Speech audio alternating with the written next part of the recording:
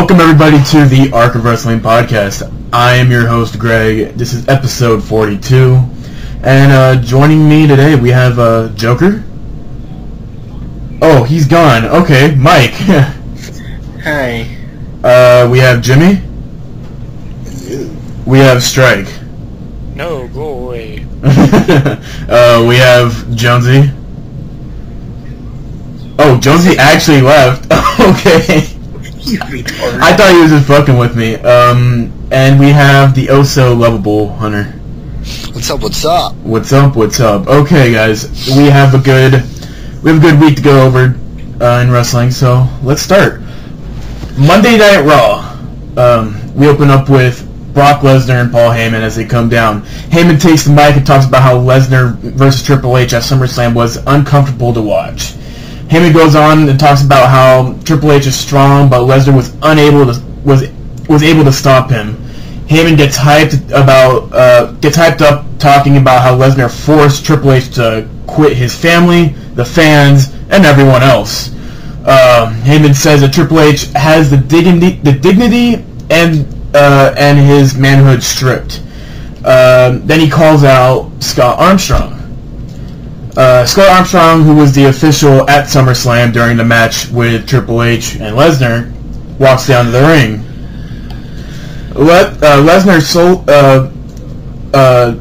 Heyman says Lesnar has two words for Armstrong. Lesnar slowly backs Armstrong into the corner. Lesnar pats him on the head and his shoulder and tells him good job, and backs off. Heyman anoints Lesnar as the new King of Kings, the master of the Broctagon, and the conqueror of the WWE Universe. Heyman says that we are all now loyal subjects to the master of the WWE Universe, Brock Lesnar. Lesnar music hits, and they leave. Opening segment, what'd you guys think? Fuck you. Oh, there's Jonesy after his... Wait for me. No, I wasn't gonna fucking wait for you. That's what I said. I said I'd be gone for like a minute or two. And I had no patience. Okay, opening segment. What'd you guys think of it? So I don't get an intro? No. Jonesy. Yeah. Okay, opening segment. What'd you guys think, Mike? You should have F5 Stephanie. Stephanie wasn't there. Well, she should have been. So she could have been F5'd. Why would she have been there? I don't know. Yeah. But it would have made good television. No, it wouldn't. Yeah, why wouldn't it? It wouldn't be for her kids. Her kids would probably be watching and see their mother get like F5 through a table. That would be great. Which would awesome. Probably be entertaining, but... And then after that, you can F5 her kids. After that, you can F5 her kids. Oh, come on. All her kids are girls, too. That's a problem. I don't care. That's such a terrible thing to say. I don't care. Okay. You can do the triple powerbomb on her. Jimmy, what do you think of the opening segment with Lesnar and Heyman? It was cool, I think. No, it wasn't as I expected. I expected a bit more, but it was still watchable and pretty good. Okay. How about, let me throw a question at you. After this segment, after whatever happened with Triple H at SummerSlam and all that, continuing forward, we're probably going to be seeing Lesnar around Survivor Series, maybe. Either Survivor Series, or we're probably not going to see him until the Rumble. Later in the night, they talk about Lesnar quitting the WWE. He touts about it, and which is also a very good way to promote tout to everybody, saying, hey, we have superstars on tout making announcements, go over there so we can make our money. So, Lesnar touts about quitting the WWE. We're most likely going to see Lesnar and Heyman back, maybe around Survivor Series. A lot of people are thinking it's going to be Team WWE versus Team Heyman. So, going forward, was this a good way to write off Lesnar off of TV, or what? What do you think? They could have found a better way to do it. This is kind of the boring way. So you think there could have just been a lot better way to write him off? Yeah, this is the lazy way out, just to promote tout and all that junk. because that's what I was thinking too. That they probably just took the easy way out. That they probably could have thought about it a lot better, a lot more in depth about how they were going to write off Lesnar. With Heyman by your side, you have unlimited possibilities to do anything with Lesnar. And I think working forward, hopefully they'll bring something up around Survivor Series. What's the pay-per-view? What's the pay-per-view before Survivor Series? Hell in a Cell. Hell in a Cell? Mm-hmm. And that's what month? October. Okay, October. There's only one pay-per-view in October this year. There was 2 last year, right? There's been 2 since like Taboo Tuesday. Oh shit. Okay, yeah. So that's 7 years of 2 pay-per-views in October. Okay. There's only one now. Okay. Yeah. So Hell in a Cell, we're probably going to see Lesnar maybe midway between Hell in a Cell and Survivor Series. So yeah. I hope we see him back going, again, he quit WWE, but he is going to be back. He's still under contract. From what I understand, that he has enough days left on his contract for 2 more pay-per-views, which those pay-per-views are probably going to be Survivor Series and Mania. That he still has the amount of days, he still has like 20-something appearances to make before his contract expires, and most likely they're going to try to re-sign him by Mania. He's not going to resign. You don't think... Okay, well, they're going to try... He's probably not going to resign, but they're going to try to attempt to resign him. I'm not sure if WWE's done with Lesnar yet. At least not for now. Lesnar's still a big page in the book to where it could bring a lot of potential into the WWE. For viewership and for merchandise. Left for Taker. There's no one for him to wrestle. We don't know if... We don't... Yeah. Sheamus, Orton... Punk. There's a whole bunch of people ready for him to face. It's just how you're going to do that with such a limited contract. If they are going to try to attempt to sign him for next year as well, they need to ask for more dates. They need to get him to sign for a contract for more than 100 days. They need to have him on TV a lot more now if they're going to sign him again. That's he's just a farm boy, though. He's a farm boy, but I mean, he's always... Lesnar's thing is him making money, and if WWE comes out with the right amount of money towards him, I wouldn't be surprised if Lesnar was going to take that into consideration. Well, I heard like the money amount for 100 dates he's getting is like right around $5 million right now. They're going to have to like double that. They paid way for him to consider working more dates. They paid way more than that for Rock alone. The Rock was 15-20 million. I'm pretty sure they could shell out an extra $5 million for Brock Lesnar. But that's if WWE has the money going towards the future where we could possibly seeing Linda McMahon as senator. I think the money situation solely is in the hands of if Linda McMahon becomes senator or not. Because where's the focus going to be if she does win? Is the focus going to be on the Senate, the Senate runnings and all that, or is it going to be on WWE? It's hard to think around this time. We're going to have to wait till November to get full understanding of it. Balance back to the Force. Stupid Star Wars reference. I sense a great disturbance. Become my apprentice. Next match. First match of the night, Kofi Kingston, R-Truth, and Sin Cara versus Titus O'Neil, Darren Young, and Cody Rhodes. If you guys haven't been watching SmackDown, Sin Cara and Cody Rhodes have been having a feud. Cody Rhodes is trying to remove Sin Cara's mask, and Sin Cara gets the upper hand on Cody Rhodes. And he has a picture of, supposedly had this picture of him with the mask off, and it's just a drawing. Oh yeah, it's a drawing of... It's kind of like one of those animated drawings that you get like at Disneyland or something like that. A caricature, thank you. And then we also have the obvious feud of Kofi Kingston and R-Truth versus the Primetime Players. Missing AEW, of course, since he got released. Opening match, what'd you guys think? I thought it was nothing special. I didn't really think too much of it either. I was hoping that we could get something, amazing out of, at least from Kofi Kingston or Sin Cara. I couldn't remember anything coming out of that match that was an eye-catcher. The tag match that they had on SmackDown, that was a really good match. I came out of that match thinking, that's what made SmackDown for me. And that's the only thing that's been making SmackDown for me are those tag matches. But this one, I feel that going with the primetime players, it's not a good choice. I think the Colognes, Epico, and Primo should be in the spot of the primetime players. Because they work just so much better with Kofi Kingston and R-Truth. I'm sorry, the Sin Cara on the screen is mesmerizing me right now. he's an amazing dancer. He is an amazing dancer, exactly. And if you don't know what we're talking about, we are streaming live over on Justin.tv. Oh wait, no, lagspike.tv/channel/Art of Wrestling.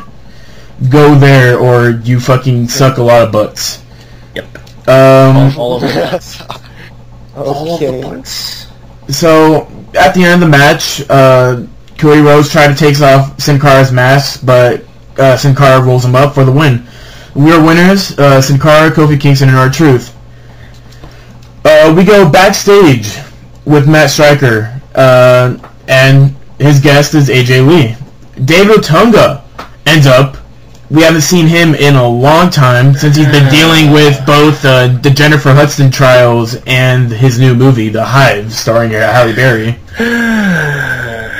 David Otunga. Mike's really excited about his He's for David Otunga. very excited. Mike, whoa. Hey, Mike. Hey, shut up, Mike. David Otunga, Don't disrespect David Otunga like that. I'll do whatever I want. who has a new look. He shaved off his little goatee, his little beard, whatever. He He looks kind of. I'm gonna be honest. I'm sorry to interrupt, but he looks. I just want to say he looks kind of weird without it. looks tired. He looks tired, and I wouldn't go past him saying that he probably has been up 24/7 for the past couple weeks.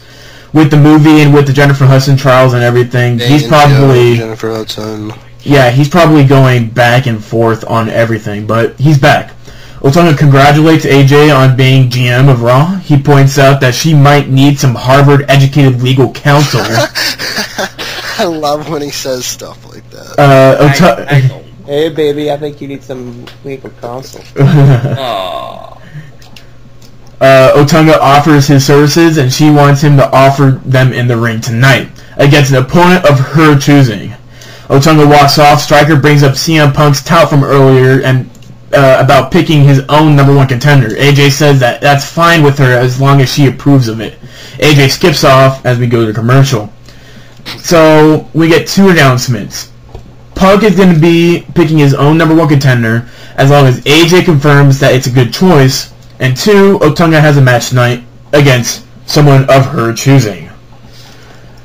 I think Otunga being back is great. I just hope that I enjoy Otunga a lot more in a backstage role rather than in the ring. So I'm kind of hoping that he'll get in the same position as like some legal advisor to AJ in some way. Maybe he'll just do posing backstage for Mike.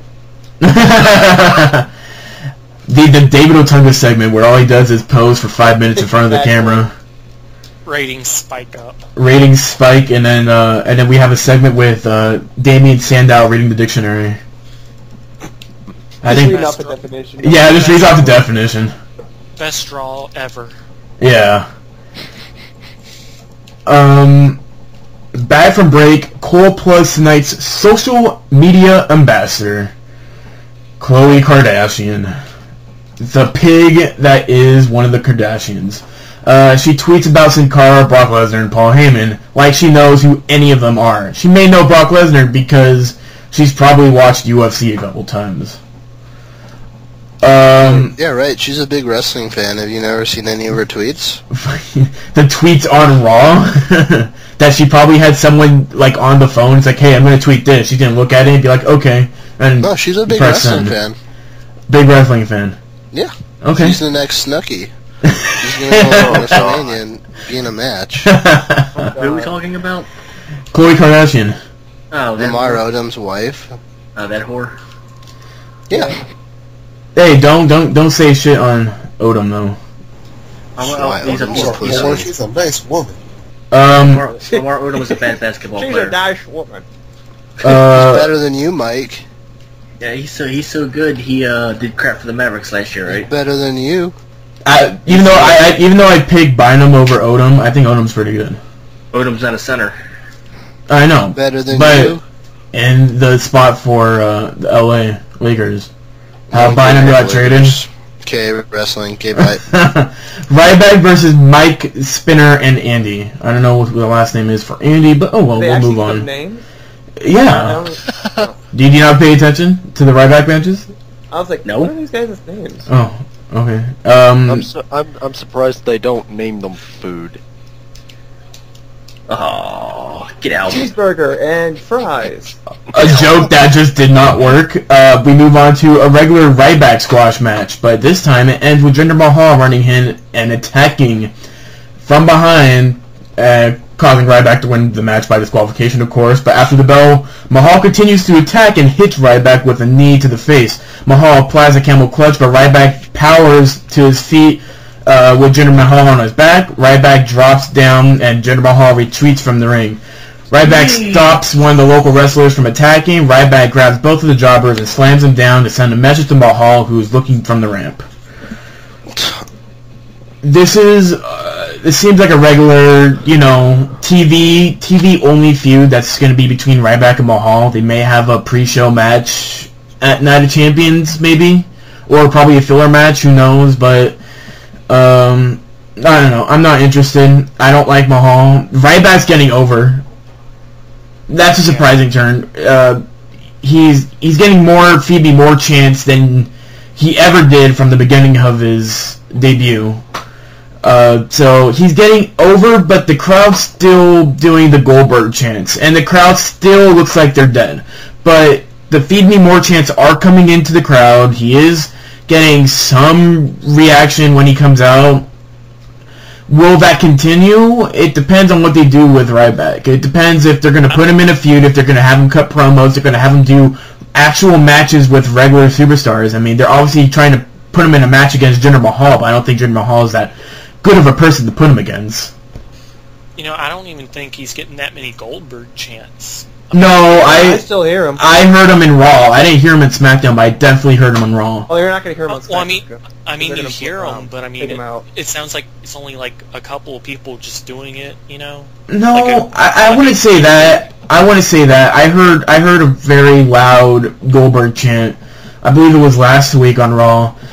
This week, of course, it didn't come in as strong from what I can remember, but they're still definitely there. They're not going away. They're not going to be going away until, I want to say, a couple months. I say if they wanted to be smart, they would put Ryback in a feud with Mark Henry.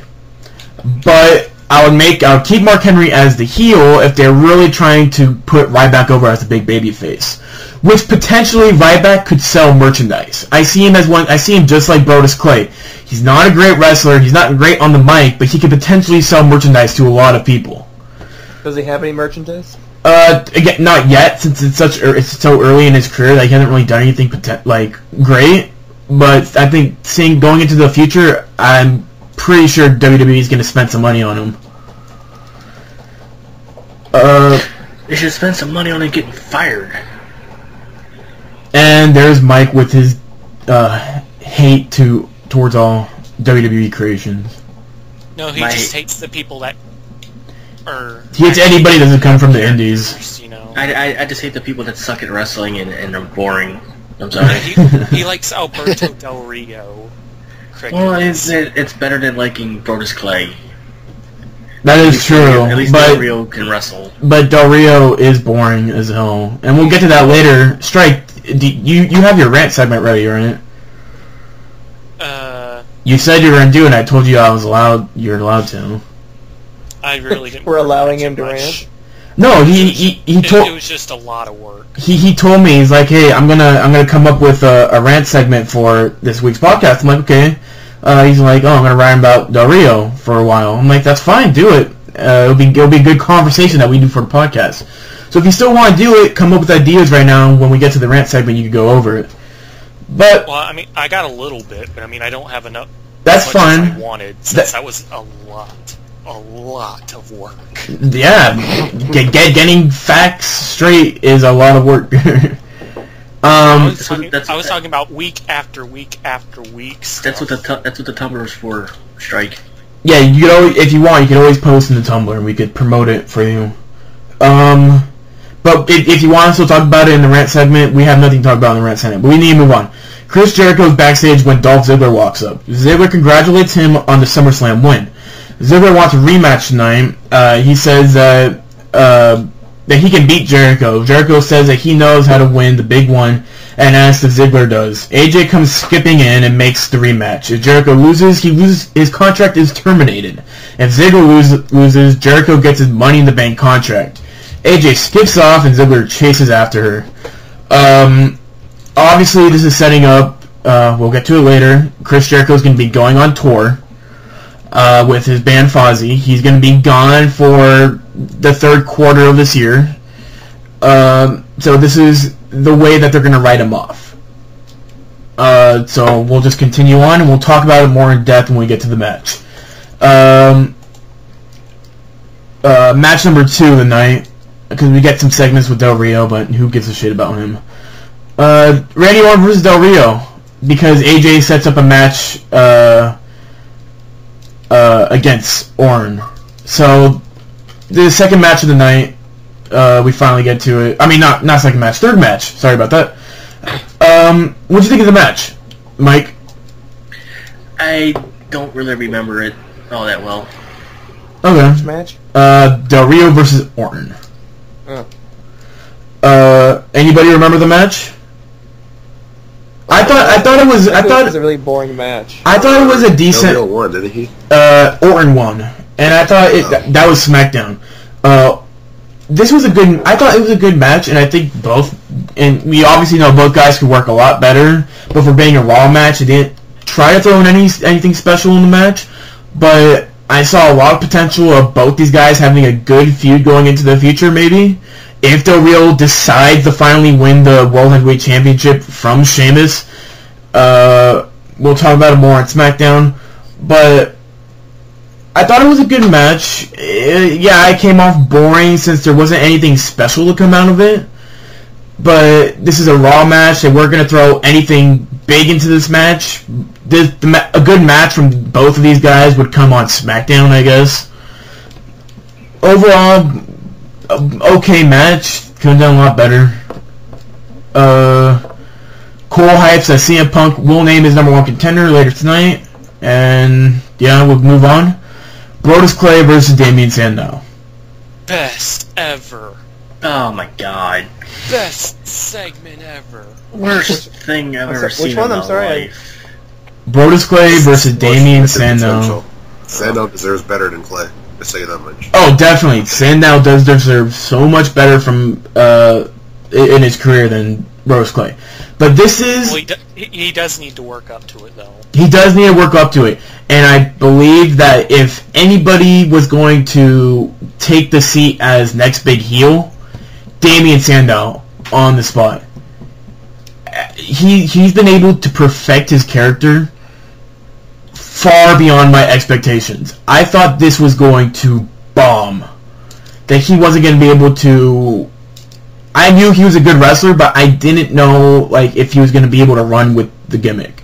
And he's been able to do it perfectly. I said this at the beginning. There was just something about him that was going to work.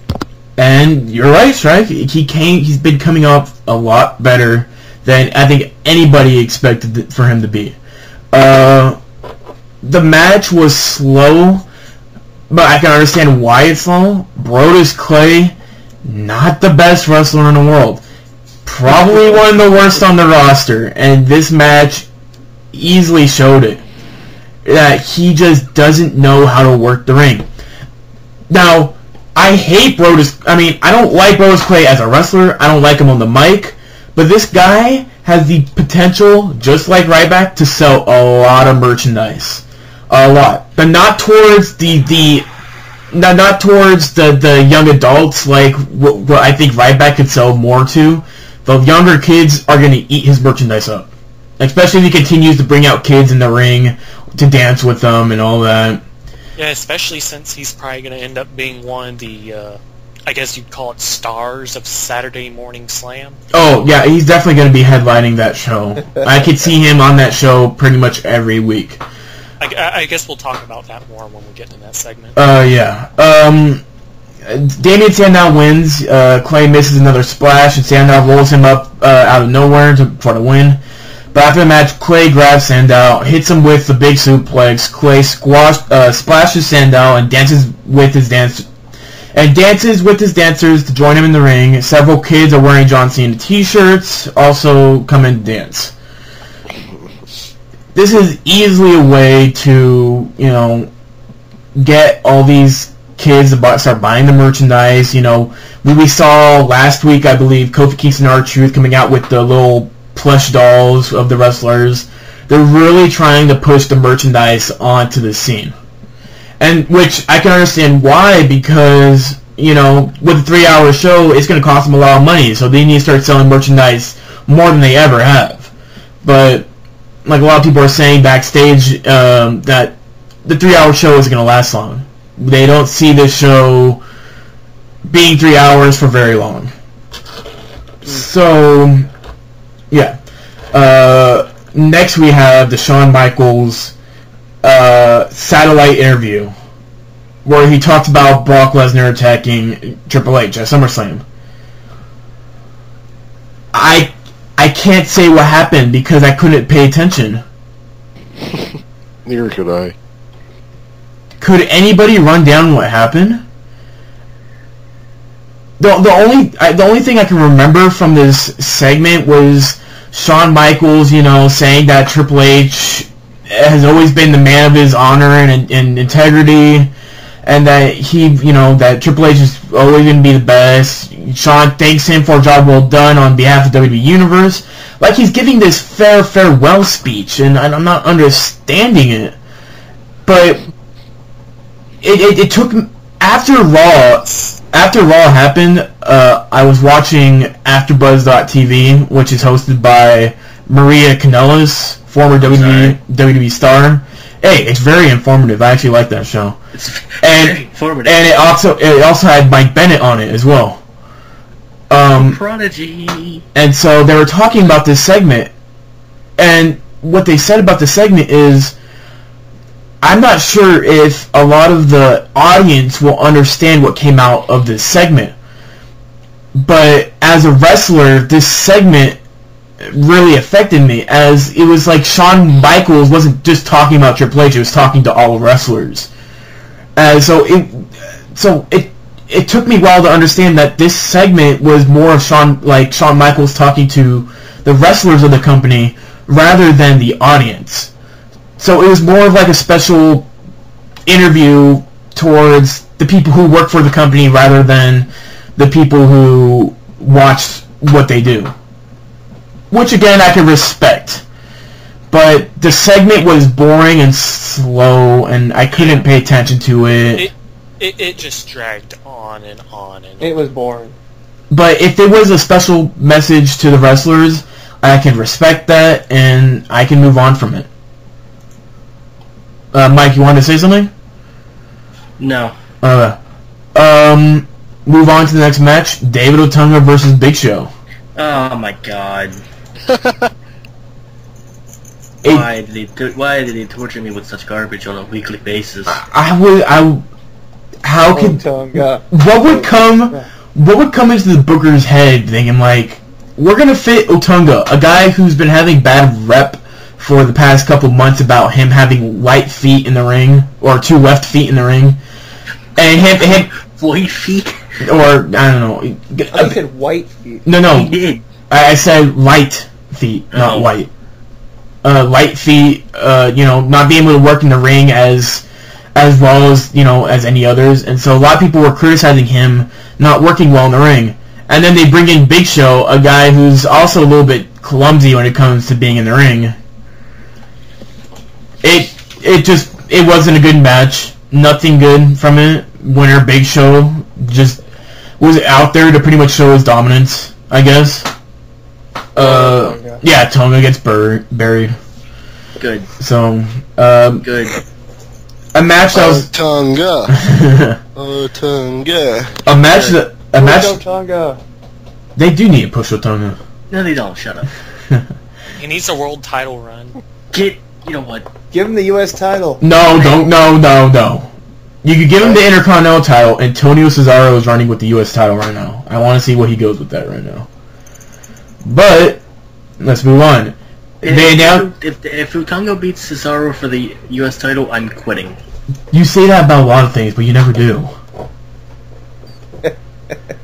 Just quit already.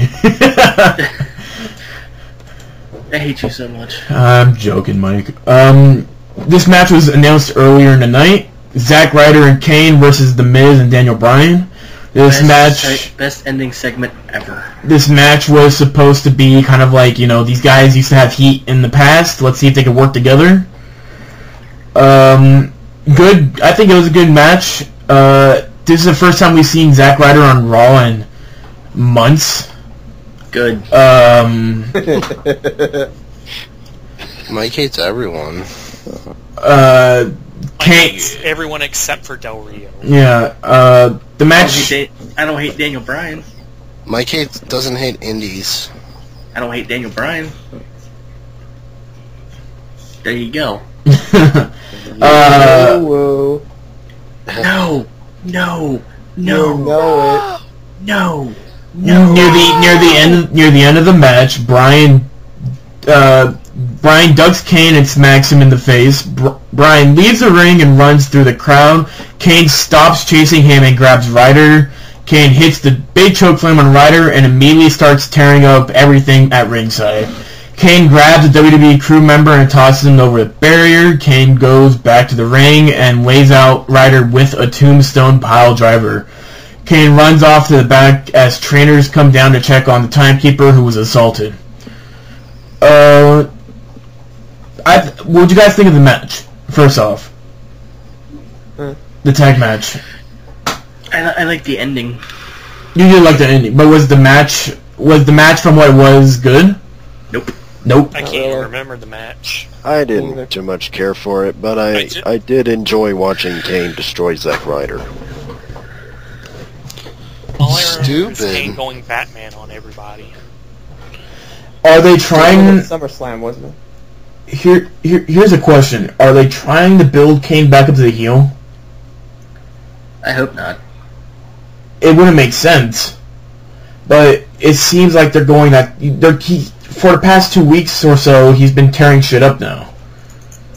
But it wouldn't make sense if they're trying to make him feud with Daniel Bryan, but then it also wouldn't make sense because they just turned him babyface out of nowhere. Just has him going around going, "Where's my brother?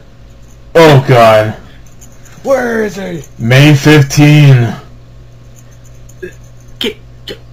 Is it May 15 or is it May 18? May 19. Oh, May 19th. There we go. Who gave a shit about that storyline anyways? Like, it ended so abruptly, too. Just go do something with your life. Unbelievable. Okay, moving on. Divas Battle Royal. 2 people were advertised for the Battle Royal but did not appear, who were Beth Phoenix and Kelly Kelly. The people in the Battle Royal were Eve Torres, Caitlyn, Ixana, Natalia, Alicia Fox, Tamina, and Rosa Mendez. Caitlyn looks like a straight up dude. She is so gross Kind looking. of mannish. I swear she's got a penis. No. She's probably got a dick bigger than mine. Oh my god. She's Hunter probably got doesn't like a like 12 women inch. She's got a 12 inch under there. I can guarantee it. Hunter doesn't No. like a woman with a little muscle.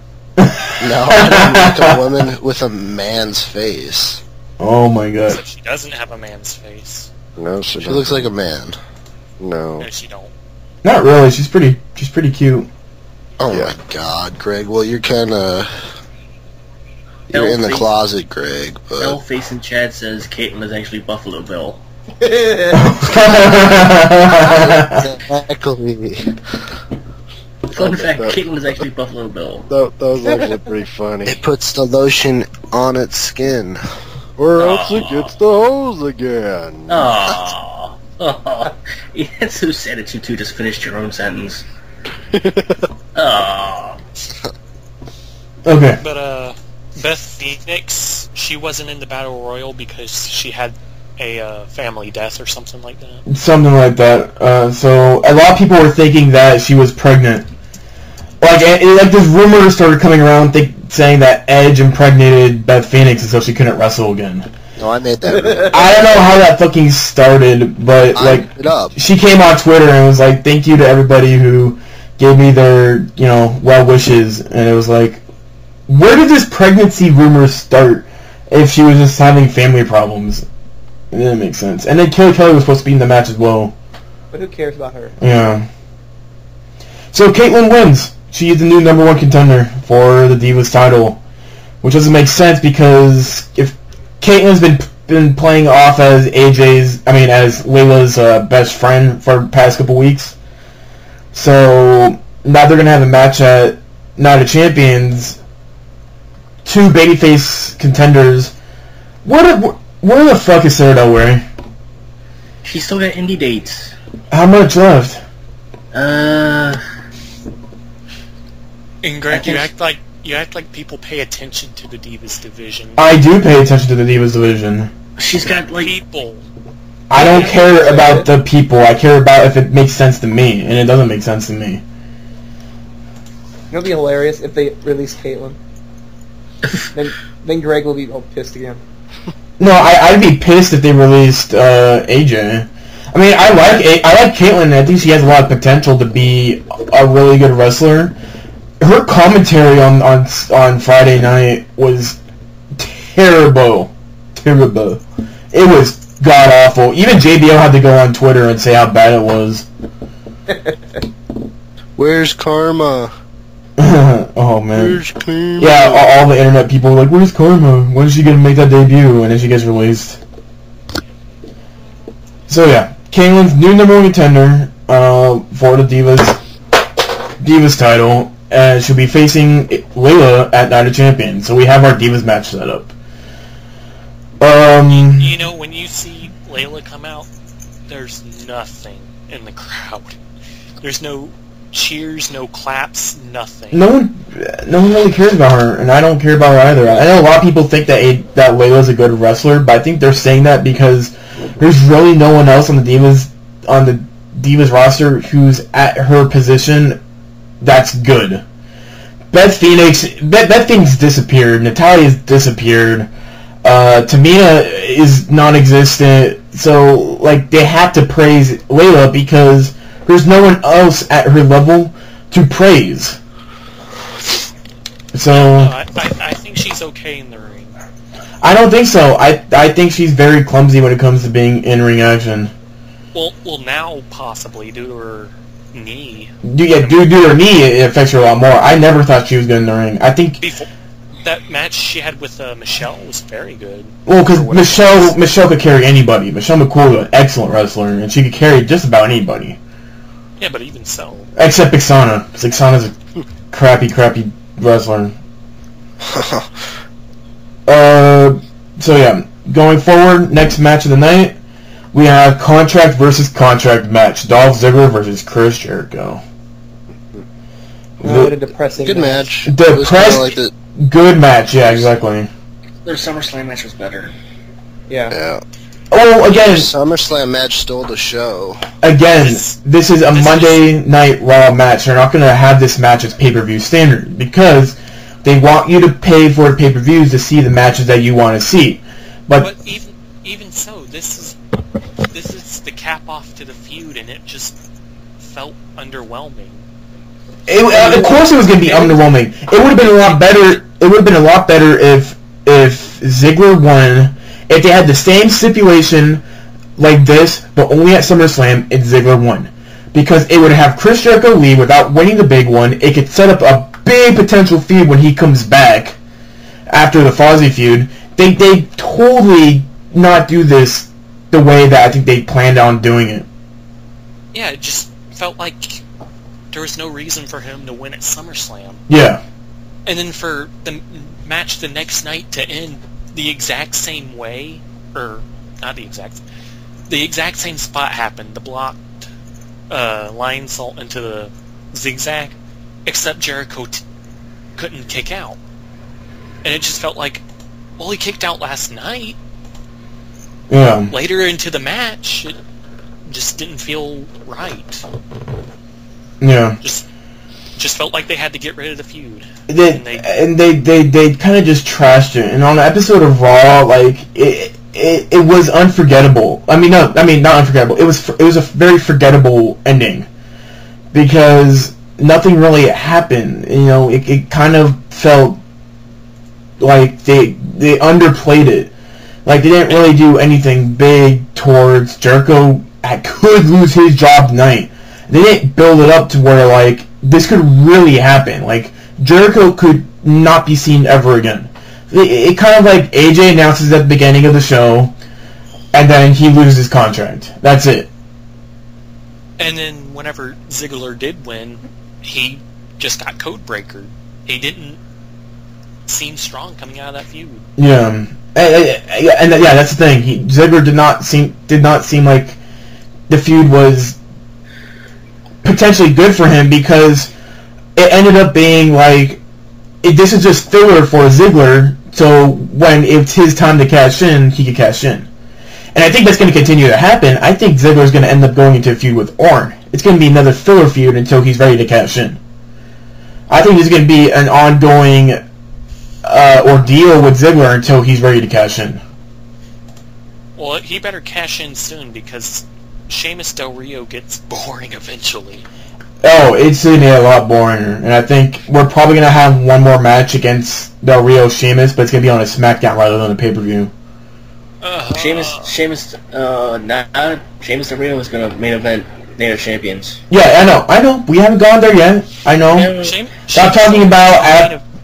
I'm talking... Sheamus Del Rio's going to open WrestleMania because they're just not going to stop facing each other. We'll see what happens. We'll talk about it more when we get to SmackDown.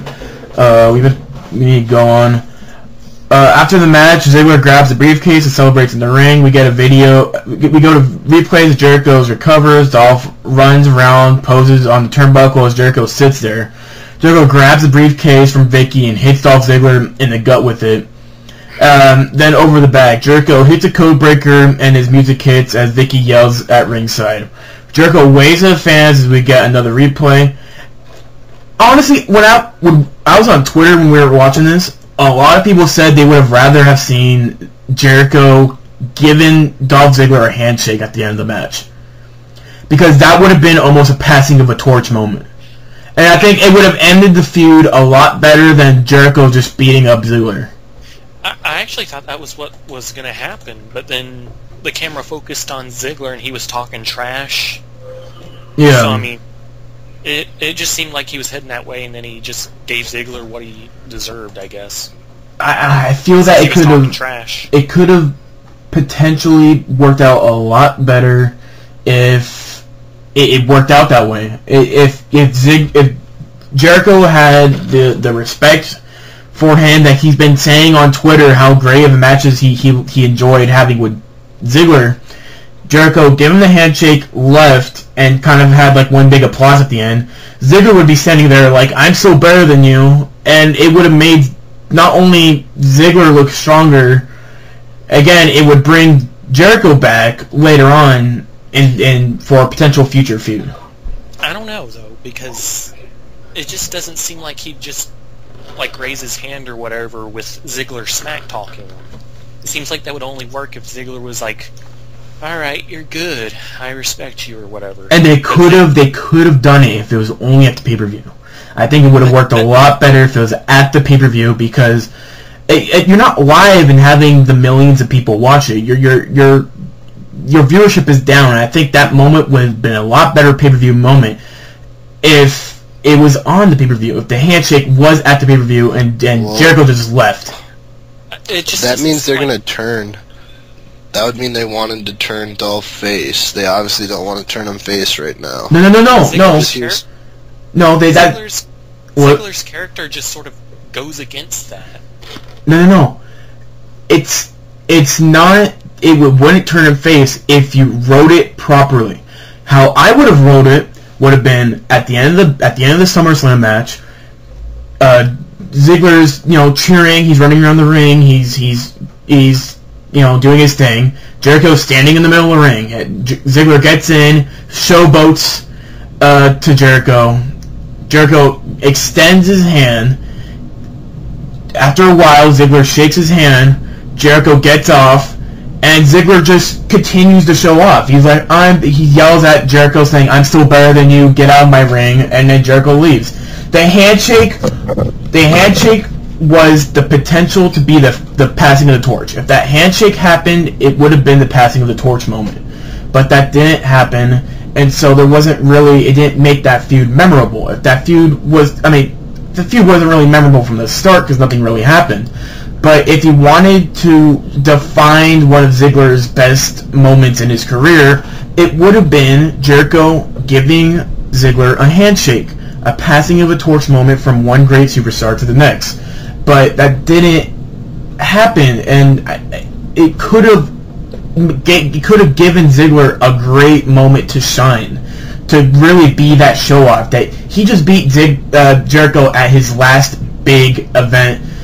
Now his contract is terminated. What the fuck? It just could have wrapped it up so nicely, but they missed the chance, and what else can you do about it? I just couldn't see that happen.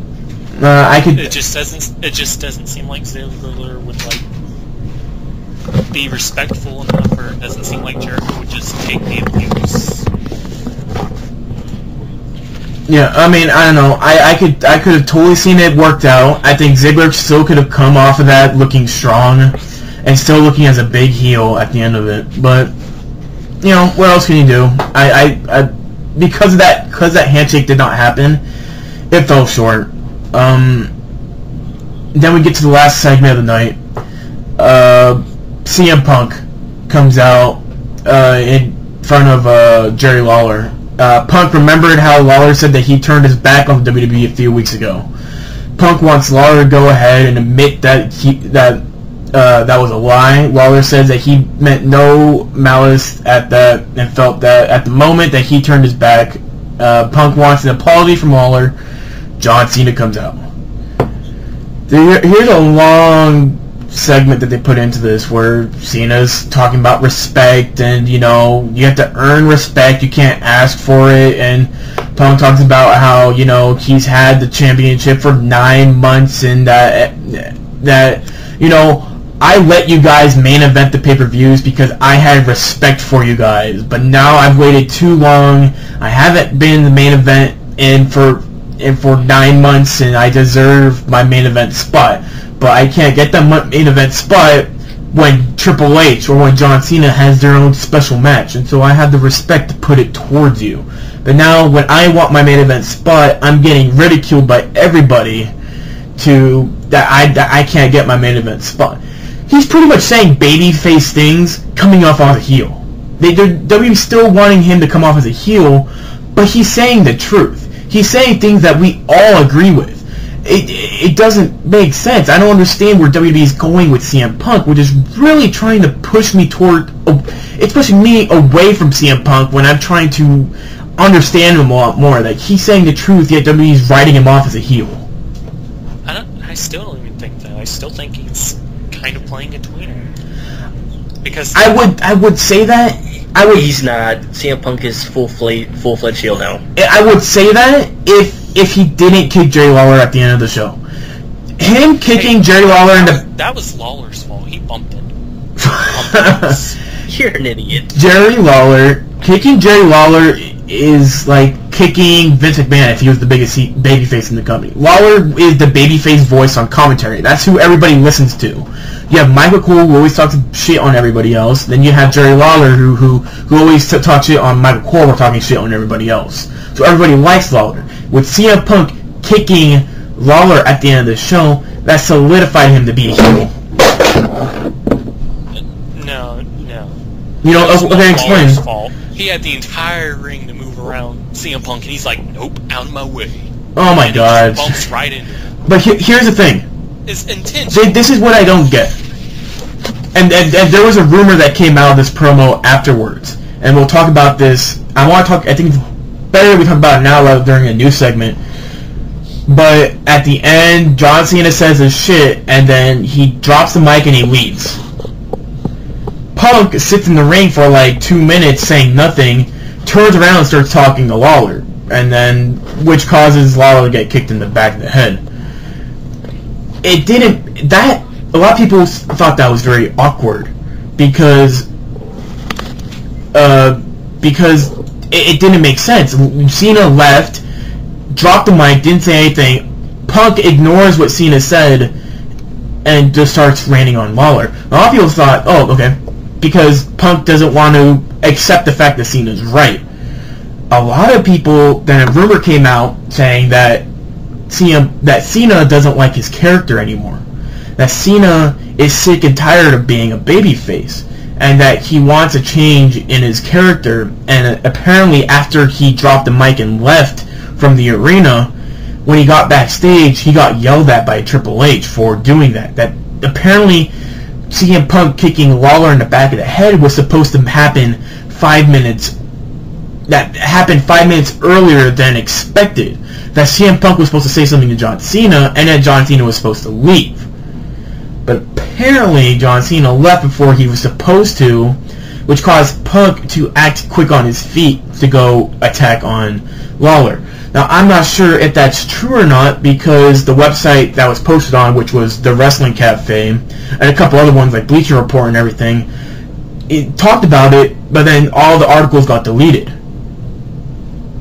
So I'm not sure. Not to mention that Wrestling Cafe is sort of sketchy. It's a sketchy website. So, but I don't understand if maybe they planted the story. Maybe it's true. I'm not going to discount it right now, and it's probably never going to be discounted because no one's really talked about it in depth. It hasn't been picked up by any of the news sites because really no one else knows where it came from. So, so that happened. I don't know what happened, but when you talk about John Cena, he at NXT. We're not going to go over NXT because if they're going to be showing him on TV, I don't want to do spoilers. But there was a dark match between CM Punk and Seth Rollins versus Cassius Ohno and Antonio Cesaro, formerly known as the Kings of Wrestling, Claudio Castagnoli and Chris Hero, which is a big indie match. All the indie guys were so excited for this match. Everybody was raving online about it. At the end of the match, CM Punk and Seth Rollins won. They were cheering until John Cena interrupted on the Titantron at NXT, ignoring CM Punk's celebration and announcing that he was going to be at NXT on September 20th. So it seems like Cena's not showing the respect that he so rightfully, says that hustle, loyalty, respect. And then he goes on and says, okay, I'm just going to not show CM Punk any respect, even though that's what I go by. And CM Punk is the one asking for the respect. It doesn't make sense to me that Cena's being played off as the babyface, Punk is being played off as the heel, yet it's Punk saying the babyface stuff and it's Cena doing the heel shit. Is there any rebuttal to that? Any talk about it? You can go. Cena, for whatever reason, I don't know why they would be booing. I can't form a complete sentence right now. You drunk? Yes, I'm completely drunk. Cool. I'm so drunk I'm speaking coherently to you right now. You gotta sound drunk. I wish I was. Okay, but continue. I lost my train of thought. Somebody else go until I get it back. Okay. Strike? I actually read something about that promo, and it was acting like what happened was supposed to happen. Cena was supposed to leave, and there was supposed to be that awkward pause. But basically, it was about CM Punk being on an entirely different level psychologically than Cena. since he came out there to do something, which was to, make Lawler apologize. Yeah. He went out there to do that, then Cena interrupted, stole his spotlight, said what he needed to do and left, and then Punk just ignored it and turned right back to what he was supposed to do, what he came out to do. And it was just like a whole psychological thing. Which, I mean, it was interesting. It's my problem of how poor the writing is going into this feud. It's, if you're gonna play Punk off as a heel, do it. Don't go around the bush. Don't fucking be like, don't tell him to go say shit that's already true. If you're gonna do that, make John Cena say it. Don't fucking make Punk say it. Everything that Punk has said is true, and which should be coming off as a babyface move. And it's the shit that Cena's been saying, that you have to earn the respect. Okay, well, you know how I earned my respect? By allowing you guys to have your main events, and for me to get the back seat. I've been in the back seat for 9 months. I've showed you my respect. I've showed you my respect to you guys. Where's your respect to me? Am I not going to get my main event shot anymore? Am I not going to be at the end of any pay-per-view? What's happening? And Cena's playing this off like, oh, okay, well, I deserve to be in the main event, blah, blah, blah, blah, blah. Everything that's been coming out of their mouths have been the complete opposite. Punk has been acting like the babyface. Cena's been acting like the heel. But the thing is, it's the crowd that's stupid enough to cheer for John Cena, even though Punk is the 100 complete right about this. And no matter if you're a Punk fan or if you're a Cena fan, if you think logically, whatever Punk is saying is completely true. 100% true. And there's no argument that you could come up with saying that CM Punk is wrong of what he's saying. It's not.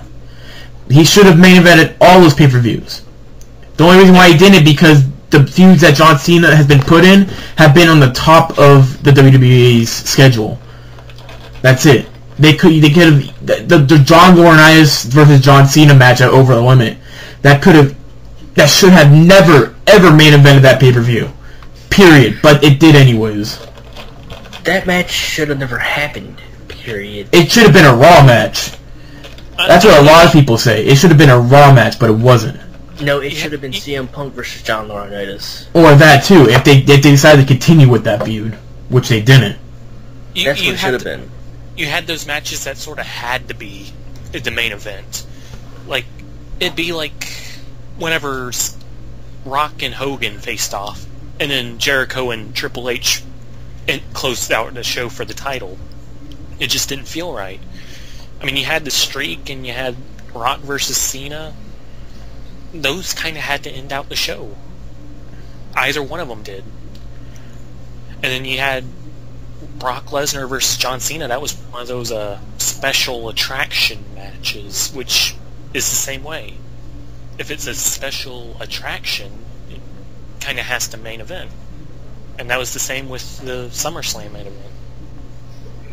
And the Royal Rumble, obviously. What was the pay-per-view with Brock Lesnar versus Goldberg? WrestleMania 20. God damn it, keep on dropping shit. That was the big special attraction. That's the match that everybody wanted to see, but that didn't close the pay-per-view. And thank goodness it did. Thank goodness it didn't, because that would have pissed a lot of people off. What's different then than it is now? The special attraction feud was John Cena versus John Laurinaitis. That didn't have to close the match. A lot of people would have been a lot happier if it was Daniel Bryan versus CM Punk, because that was an amazing match, and that could have easily closed the night and made that pay-per-view just so much better. But no, we had to sit through that amazing match, and then sit through 20 minutes of John Cena pouring water on John Laurinaitis and ripping off his clothes and all that. It was not needed. It could have been in place of, they could have switched it up and it would have been a lot better. I don't care if that match was on the card or not. It should have not ended the pay-per-view, which is what comes in when Punk says it, which makes me agree with him so much that, yes, I should have been the main event.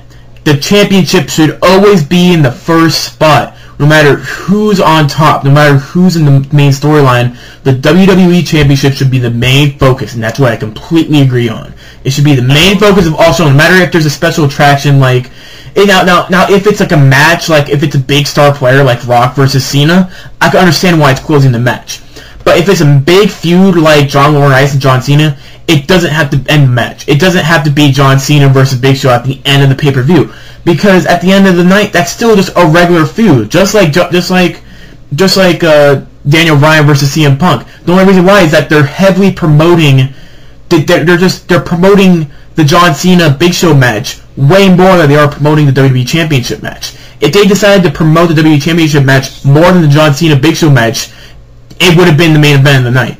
It depends on what's being promoted the most. WWE thought that John Cena was going to sell that pay-per-view. It didn't. You know what sold that pay-per-view? The feud between Daniel Bryan and CM Punk. That's what sold that pay-per-view. That's what people wanted to see. Not some shit fucking match between John Laurinaitis and John Cena. That's a piece of shit match. No one wants to see John Cena versus Big Show for the 200th time in a row. No one wants to see that shit.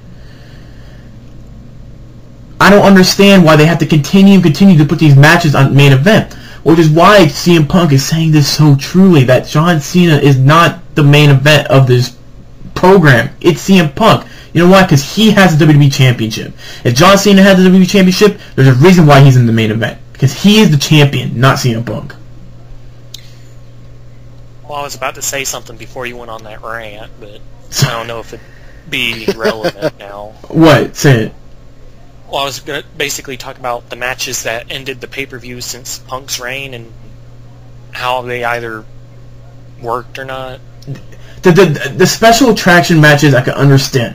It's the selling point of the pay-per-view. That's why people wanted to see. But John Laurinaitis and John Cena was not the selling point of that pay-per-view.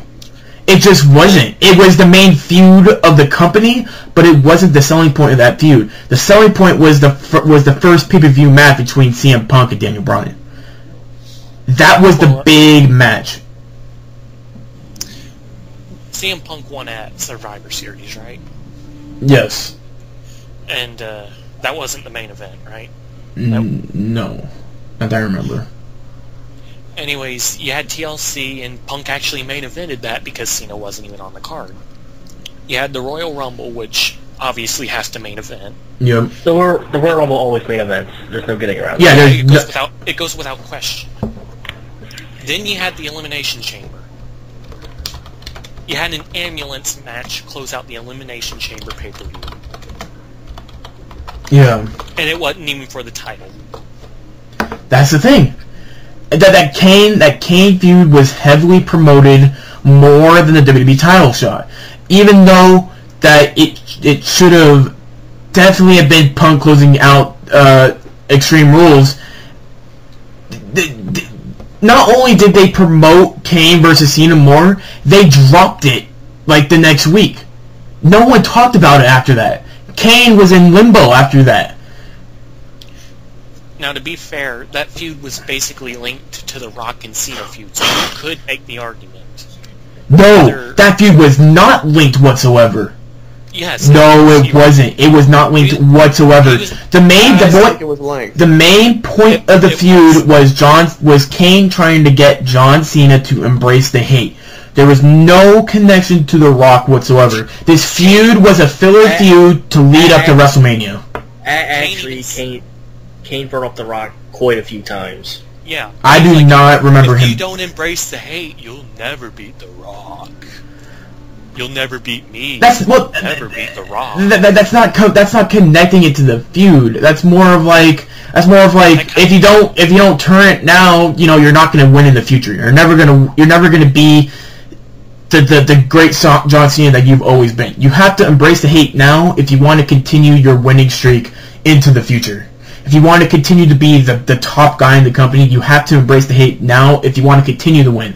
The only reason why he brought up The Rock was because they need to promote The Rock versus John Cena match as much as possible. If that match wasn't going to happen, they were just going to say, John Cena, you're not going to win if you don't embrace the hate. That's it. They put in The Rock as sort of like, okay, that's the match that John Cena is going to be in, let's just say that. If that match never happened, yeah, then it would just be John Cena, you're never going to win if you don't embrace the hate now. It wasn't any connection that going into WrestleMania, if John Cena won, it was going to change his entire match going into WrestleMania. Nothing was going to change. The Rock was always going to win at WrestleMania. Now, because it was always planned on The Rock winning at WrestleMania. Okay? Silence has flown over. I keep on dropping shit. You kind of interrupted me again. I'm sorry, but... I was going to keep going through WrestleMania and all those. Okay, we'll continue. WrestleMania, you had the streak and you had Rock Cena. One of them had the main event. Yeah. It was obvious that Rock and Cena was... That was the selling point. And then you had, what was it, Extreme Rules? Extreme Rules, but that was another attraction. And that's another one that I agree on, that was the selling point of the pay-per-view. That was Lesnar and Cena, right? Yeah. And then you had the next one. That was... Over the Limit. Over the Limit? Was it? And that one was the John Cena Laurinaitis match, which should have not done it.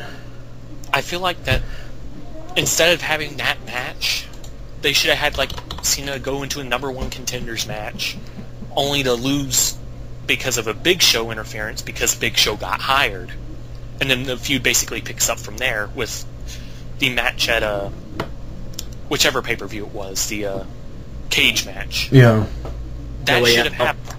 Yeah, that should have happened. But having the Laurinaitis match at Over the Limit just... ick. It was a terrible match. I would say if at the end of the year, if we went over the worst matches of the year, I think that could easily make it as my number one. And then what pay-per-view was after that? No Way Out, which was John Cena versus Big Show in the cage match. All right. Which was... So I feel like that one should have main evented because Laurinaitis was pretty much the number one heel. And that was kind of a stipulation match, you know? Yeah. Cena wins, the big bad heel's fired. And that's it. That's the end of the story. But then we move on to Money in the Bank. And then you actually have the Money in the Bank ladder match close out the show. If it happened every single year beforehand... It would have made sense, but it didn't. You know why it closed out the show? Because John Cena was going to win. They wanted to end the pay-per-view on John Cena. I don't care what anybody else thinks of it. All the pay-per-views of this year, except for Royal Rumble, needed to end on John Cena. No matter who he was paired with, whether it was The Rock, whether it was Lesnar, whether it was Laurinaitis, it needed to end with John Cena. And that's the point that CM Punk was making, is that some of the times that he main evented didn't make sense. There was no need that he needed the main event, because my feud was just so much better than your feud. And my feud just had a lot more going into it than your feud. That people wanted to see my match more than your match, which he's totally right about. I really didn't like how they ended the pay-per-view on a Money in the Bank match, because once you knew that was closing out the show, it was like, oh well, he's not going to cash in. And the worst spot was at the very end of the pay-per-view how John Cena won, with the briefcase just snapping off. So it ends on a botch. The pay-per-view ended by a botch win. Even though John Cena was going to win, it ended earlier than expected because the briefcase botched. It kind of added a little charm to that match. No, it added no charm, because even Cena was like, "What the hell just fucking happened?" Surprise in his face. There was no charm. No one saw that shit coming. That was surprise. He's like, oh, I won. Cena wasn't even supposed to be in the Money in the Bank pay-per-view. Yeah, he wasn't even supposed to be there. He was supposed to leave after Extreme Rules. I just find it funny. He was bashing Big Show over the head with it, and it actually broke the briefcase. That was actually supposed to, according to the news stories, he was actually supposed to win it, but he wasn't supposed to win it that early. No, yeah, that's what we're saying. John Cena was supposed to win it, but the briefcase botched. it was only like a couple seconds early, and you got a more unique ending that way. I mean, have you ever seen the briefcase actually break like that? That doesn't matter if it was unique. It was still that it ended on a botch. It ended with John Cena showing his stupid face to the camera, like, "Look at me, I won." It's just been poor and poor, and the amount of, and my entire problem with it is that CM Punk is being treated as the heel in all this. That's my major problem with this, even though everything he's saying is babyface. Nothing makes sense in this entire, it's being poorly written, but we do need to move on. We need to continue on. Okay? Are we good? Sure. Okay. We're good. TNA Impact. No! I changed my mind. Let's go back to WWE. TNA. No. We have to talk about this. But we'll go through it quickly. There's only a couple things I need to discuss. I'll mute my mic then. At the beginning of the show, we have Sting, Kurt Angle, Austin Aries, Bully Ray, Gunner, Jeff Hardy, Devon, Robbie E, Robbie T, AJ Styles, Ken Anderson, and more coming down to the ring, calling out Aces and Eights. Pretty much, they call out James Storm. James Storm says, "Yeah, I wasn't behind Aces and Eights. I want to kick their asses as much as you guys do." Sting announces that Hulk Hogan is in the building, that Hulk Hogan's ready to get revenge. And then these guys come out. They come out from the audience, and they start they start brawling. There's just two guys. They get beaten up by the TNA roster, and they say that more is to come tonight. And so that's it. Nothing much, just building up for the end of the night. First match of the night, we have Brooke Tessmacher versus Tara. Very botchy match. Brooke Tessmacher just fucked up the entire match. She tried doing an arm drag, but she botched hard, and then she tried ducking under Tara while Tara was running the ropes. Tara jumped, but Brooke Tessmacher almost fucked that up as well. Ended with Tara giving Brooke Tessmacher a suplex off the top rope. Winner Tara. And then we go in with Sting announces. Hold on, guys. We have to take a break really quickly. We'll be right back. Yep, we'll be right back. Okay, guys, we are back. Sorry about that small interruption, and we're gonna move on with Impact. So they announced the match since they're backstage in the office, and they say that Robbie E, D'Angelo Dinero, after being attacked last week by Aces and Eights, he will then get a match, so he's not going to be able to get into the match. So it's up to Robbie E, Rob Van Dam, and AJ Styles to be in a match. So it's going to be a triple threat match. Rob Van Dam versus Robbie E versus AJ Styles.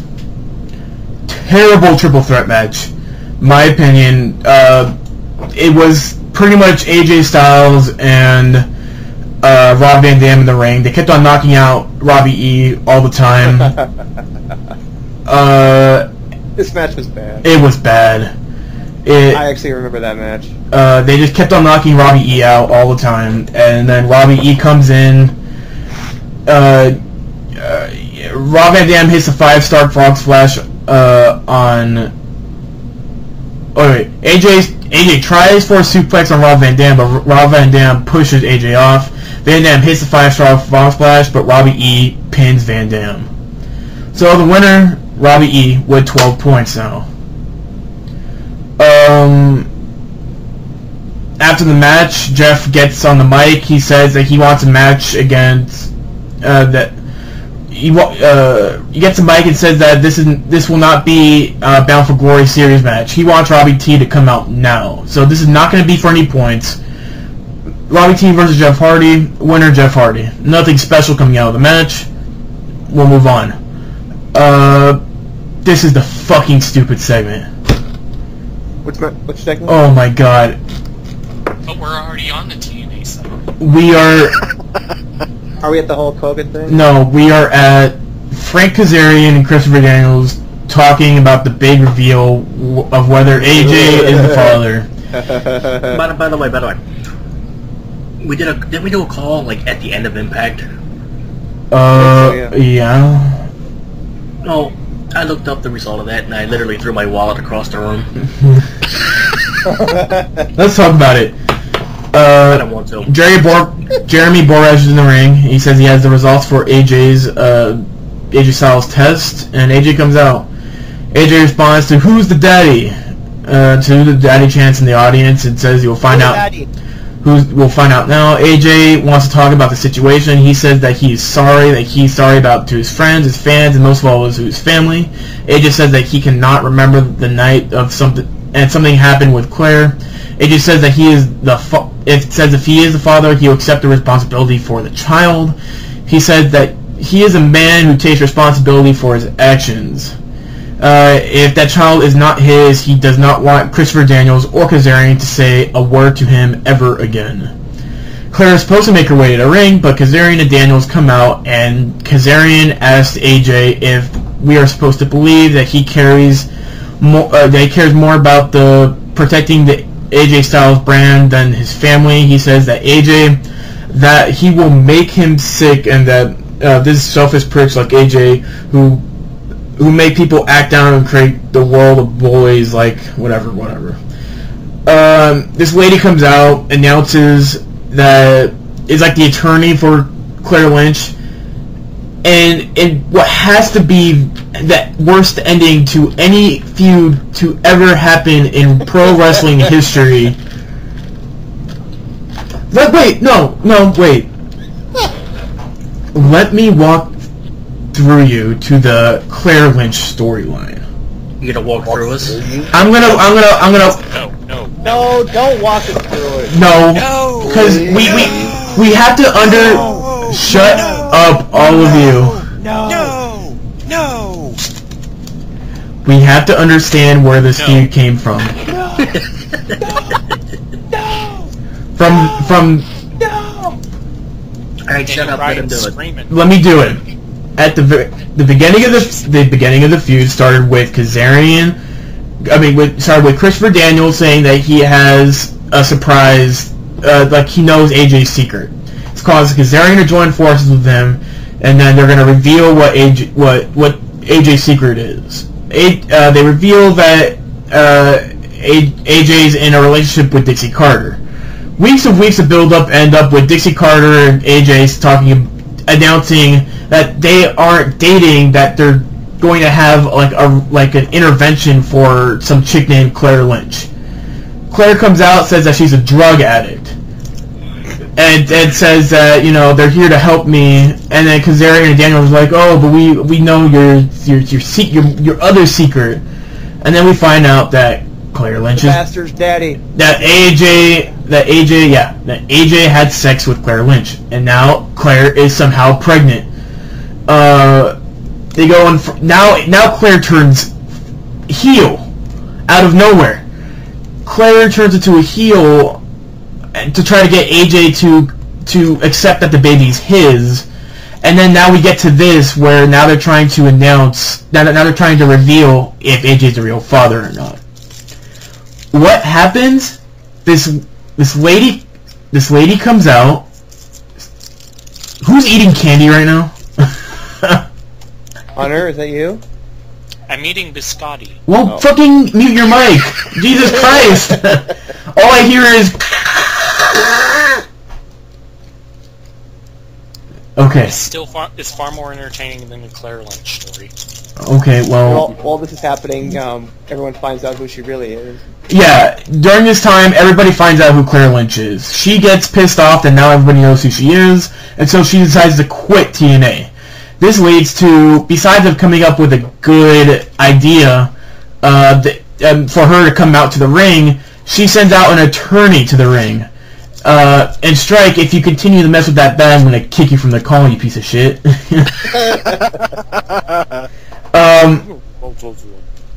So an attorney comes out to talk for Claire Lynch. She says that she's sorry, about everything between her and AJ, and that she was never pregnant. Claire Lynch, the storyline of her being pregnant, of her being a drug addict, was just thrown out the window.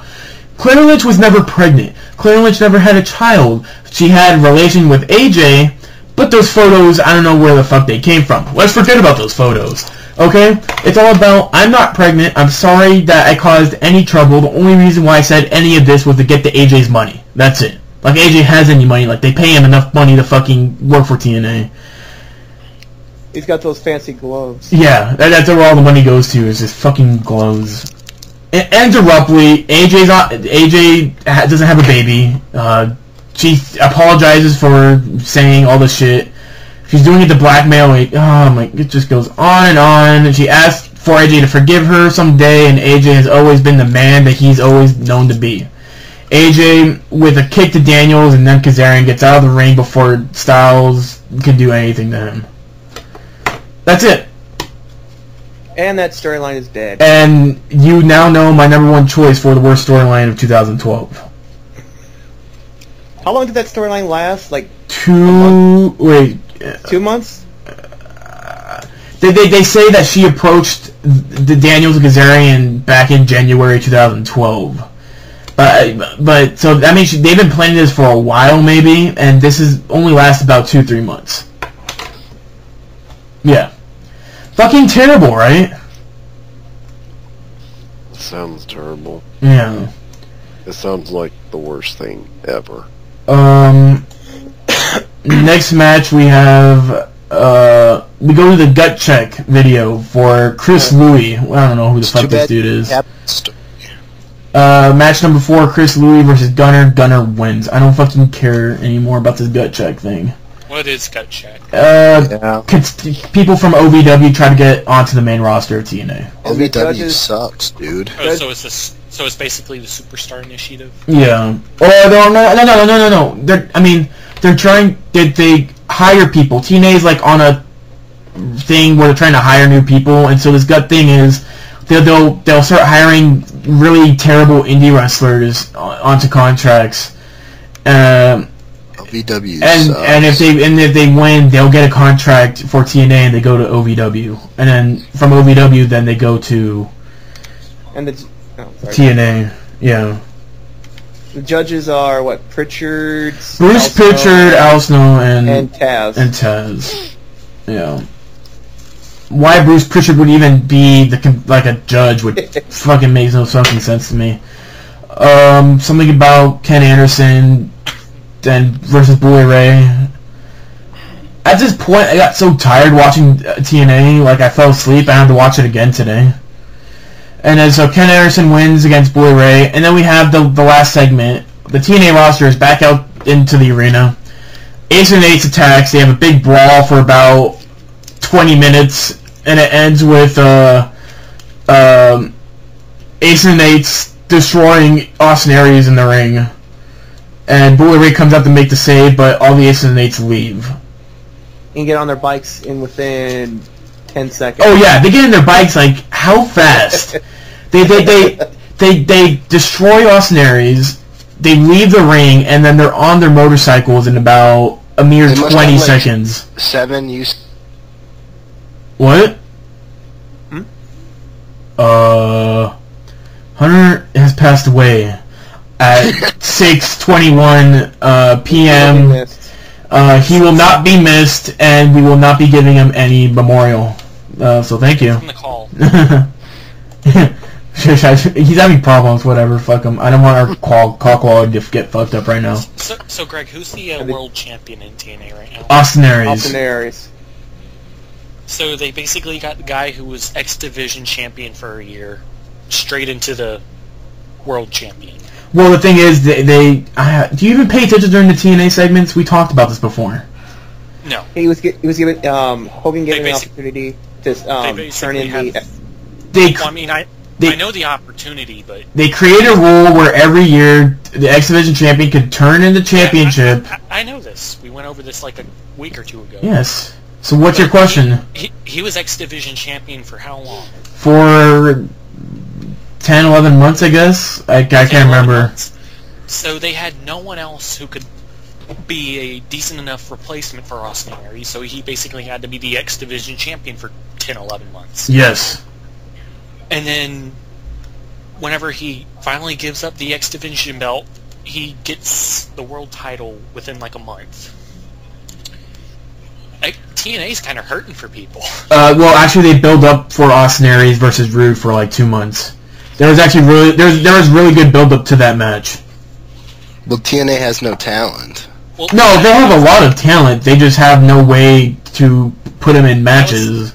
That was the part of the quote-unquote cash-in match, right? Yeah. So he had a month for the cash-in and another month, and he basically got it, right? Yeah. Yeah, it was really good build up to where they announced that, yeah, he's going to be cashing in the X Division belt and that he's going to continue to move on. Yeah, when you got the same guy in control of the same belt for 10, 11 months... Rude had the belt for 10, 11 months as well. Rude had it on for a long time. Oh, he did? Yeah. Their title reigns have been long in TNA. Everybody, they're like... If you look at the TNA, like, they respect their belts. And they have people hold them for a long time. So they look like champions. I believe that Rude was a world champion. I believe that Austin Aries was an X Division champion. And that's what they've been trying to do. They've been trying to give him long reigns, like WWE is doing right now. Like Triple H issued a thing to the writers that they're supposed to have champions on for a long time. But at the same time, though, you can't say, oh, they have the belt for 10, 11 months because they earn it and they look like a champion. Because there's always that part that there's there's always that chance that it's because there's no one else legitimate enough to look good with the belt. Like with Santino, he held the belt for like 200 days, right? Or something like that. Something like that. They really didn't have anybody credible to give the belt to, so Santino basically... No. They had a lot of credible people to give the belt.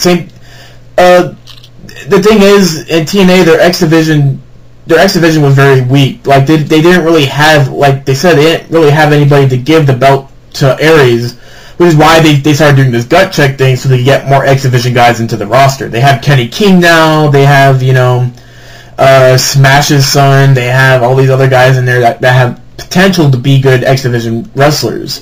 Don't they got Chavo now? They have Chavo, but no one really cares about him.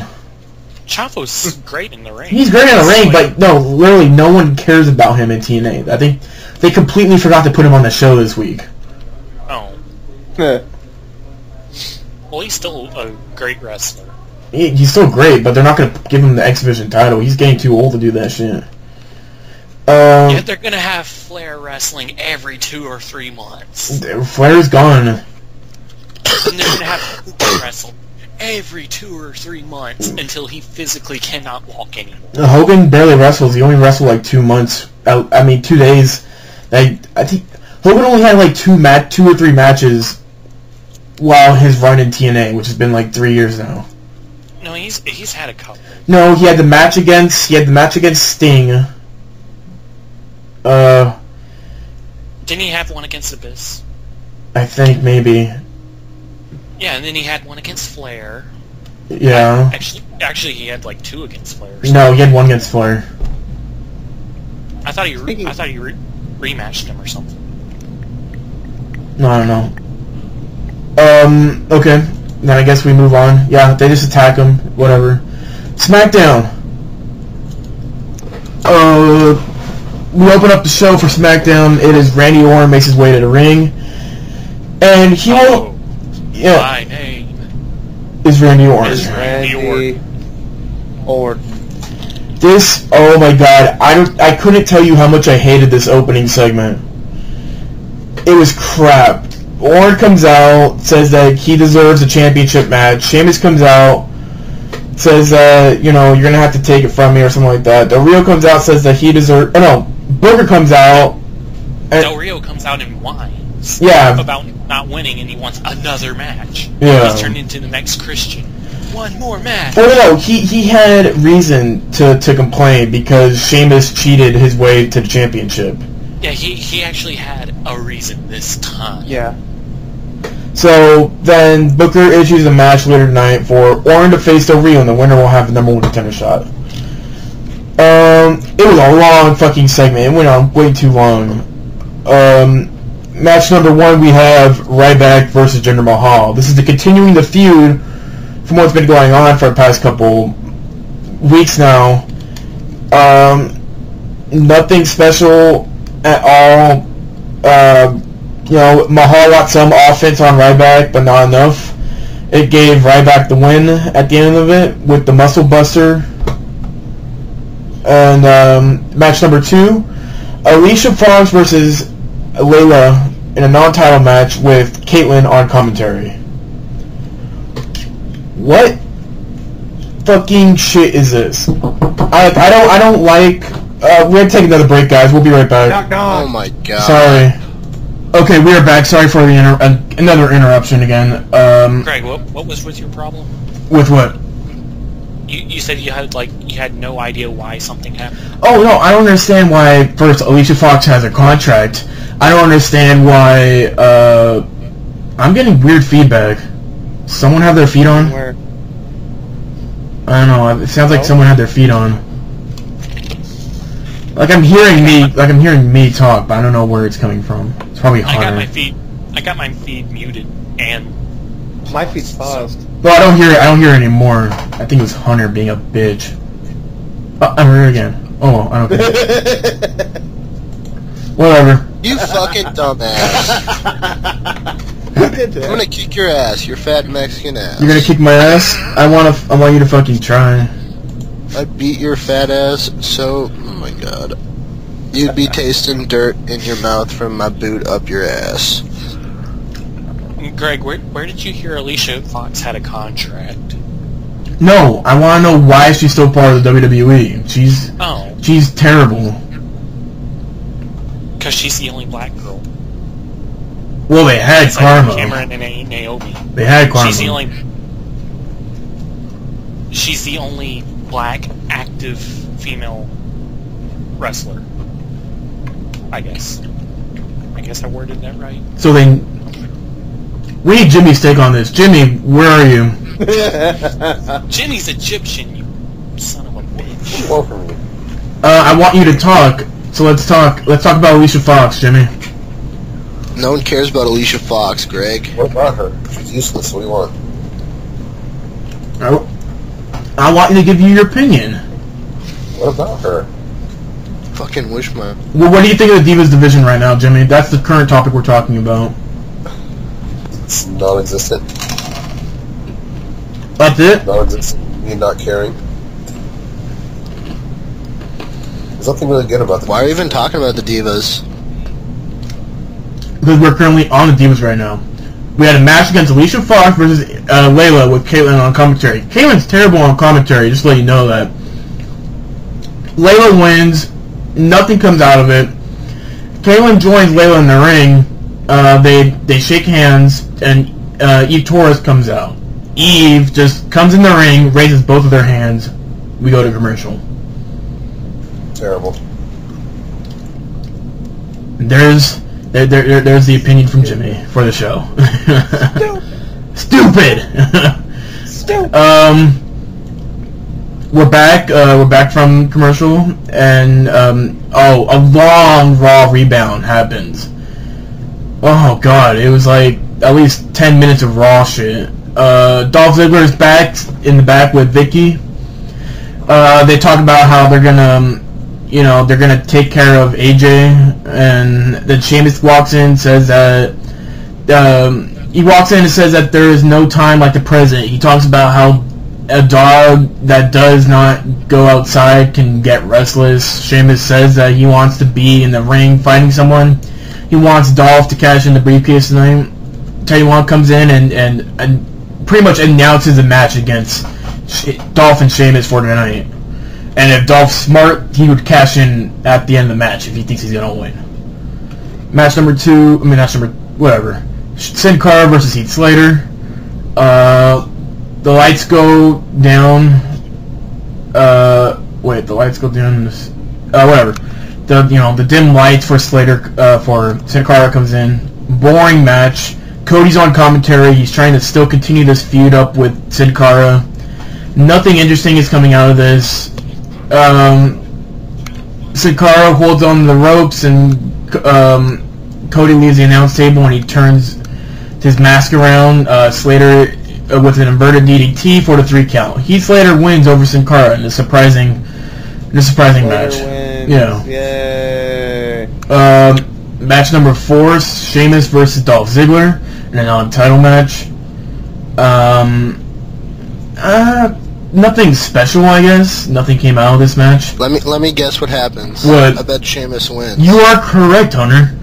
Sheamus. You're correct. Sheamus Wow. Sheamus wins. I mean, that was pretty hard to guess. Yeah. I gotta say, since I don't Sheamus know how you doesn't would have come up with lose. that. When was the last time Sheamus lost a match? He actually lost one to Del Rio. When he was a heel, I think. No, he lost one recently to Del Rio. Okay, when did Sheamus lose a match cleanly? Like, who got a win over him cleanly? Oh, cleanly? Oh. I don't know. Like, no interruptions or no anything.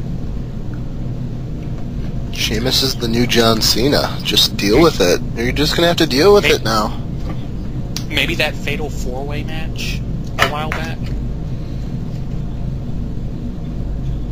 The Fatal 4-Way match. No. Yeah, with the Sheamus and Randy Orton and Mysterio and Del Rio, I think. I can't remember anything, man. Well, if it wasn't then, he definitely lost to Mark Henry clean. Back when Mark Henry was getting started. It's been that long? I know that much for sure. Jesus Christ. He's probably lost another one clean. Oh. Somewhere in between.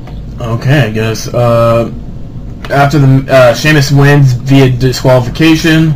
After the match, Ziggler hit Sheamus in the back of the head with the briefcase. Ziggler thinks about cashing in and he tells the referee that he's going to go do it. Sheamus gets up to his feet. Ziggler grabs the briefcase and runs away. We get a video package of Wade Barrett. Santino comes out to do a little promo that he's been U.S. champion for 166 days, 14 hours, 33 minutes, and 22 seconds, give or take. He says that every moment this last week he feels that he's becoming less and less American, even though he's supposed to be playing Italian and he's currently a Canadian. He talks about how, he starts talking to his Cobra, saying like, oh, I know how Ixana's attractive and all, but you gotta shapen up, you gotta straighten up or something like that. And then Antonio Cesaro comes out and he starts saying his he says winner in 5 different languages. He kisses. He does need something a lot better. Antonio kisses, because he doesn't get anything better, he's gonna fail in the WWE. I know that. Are you guys still on? Are you guys just now getting on SmackDown? No, we're midway through SmackDown. If you were here to listen to any of it, you could fucking talk about it with deal with us. it, cunt bag, Mike. Mike I'm just sorry. Out everything that doesn't when he doesn't hear Del Rio. He just. I wasn't actually in the room.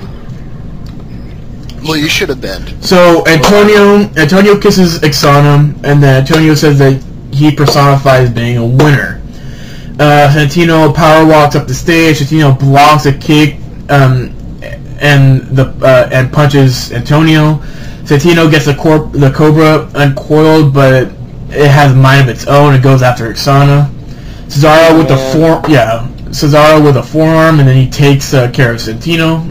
So pretty much Cesaro lays out Santino at the end, and that's it. Setting up a feud for coming up to Night of Champions. So yeah, the Cobra likes man, I guess. This is the first time in a long time that the U.S. title has gotten any TV time and like a feud going on with a promo and everything. It's been a couple months. It's been longer than a couple months. No, I think he defended it once against No, we're talking about a feud, like a feud with a promo and everything. Yeah. It's been a while. It's been since Ryder won it. Basically. Yeah. Match number 5. What? because then he got squashed by Swagger, and then Swagger got squashed by John Cena, so he didn't look credible at all, and then he got squashed by Santino. Yeah. Match number 5, Epico and Primo versus Kofi Kingston and R-Truth. Every single fucking time these four are in a ring, they just amaze me every single time. If they don't make this into a big pay-per-view match at WrestleMania or something like this, I'll be very disappointed. Every single time these guys are in a ring, they amaze how like athletic they are when they, especially between like Kofi Kingston and Epico. Those two work amazing with each other. Primetime players are at the announce table with Michael Cole. Great match. I thought it was everything that was put into it. I felt when R-Truth got into the ring, it became slow because R-Truth isn't as a flippy shit like Kofi Kingston is. So he's got little Jimmy to think about. Yeah. Winners R-Truth and Kofi Kingston at the end. A big brawl happens backstage between the primetime players, Kofi Kingston and R-Truth, Epico and Primo, and out of nowhere, Tyson Kidd and Justin Gabriel. Are you sure? I thought it was the Usos. No. Oh, and the Usos were in there too. Because they come in and they say, we're going to be the next tag team champions. And then Epico and Primo join in, and then Tyson Kidd and Gabriel come in, and then they start a big brawl backstage. Then we go back, and Booker T is like, how am I going to deal with all these tag teams? Eve comes in, says she has everything planned up. She has all the win-loss records of all the tag teams. We're going to put them together, and we're going to see who becomes next number one contender. Man is Eva Babe. Oh, yeah. Match number... She's the hottest diva. That's your opinion. Match number 6, Randy Orton versus Del Rio. And the number one contenders match. This was a much better match than they had on Raw. Led to... The ending was just... no. Because, Strike, you don't like Del Rio. No, it's just the ending was just... no. Del Rio holds onto the ropes to avoid the RKO. Del Rio rolls through into the cross arm breaker, which he kind of botched. He couldn't get it on Orton as fast as he always does. Orton tries to get to the ropes, but Orton has to tap out really quickly. After the match, Sheamus gets to the announce table. Del Rio pushes Ricardo down to get his shoe, and he throws it at Sheamus. Sheamus goes into the ring and attacks Del Rio down. Ricardo gets involved as he grabs Sheamus, allowing Del Rio to give him a round kick. Del Rio hits Sheamus in the head with Ricardo's other shoe. Dolph Ziggler music plays. He's about to cash it in, but Orton gives him an RKO. So we're potentially going to be a build-up between Orton versus Ziggler and Del Rio versus Sheamus at Night of Champions. Yay. As we go to the credits, and that's the end of SmackDown. But we're not done yet. Yay. Because WWE had Saturday Morning Slam. Oh my Are you god. really going to talk about this? What is this, Greg? I've never heard of that. It's the new program that WWE has released, pretty much under the nose. No one really saw it. I mean, they announced it, and then it happened. It's a Saturday morning program for kids on the CW network. Which I don't think I even get. It's called Vortex, but I've never even heard of it before. So yeah. The match was Kofi versus Heath Slater. There's a rule that you're not allowed to do any headlocks, so that was a thing. So you saw no headlocks throughout the entire match. Basically, you can't do moves that target the neck and head. Yeah. So you can't punch a guy in the face? Well, you don't punch in the WWE at all. You do that open palm strike or something. Okay, strike. So there was no face shots? No, there were face shots. There's no like dealing, no like headlocks or RKOs or anything.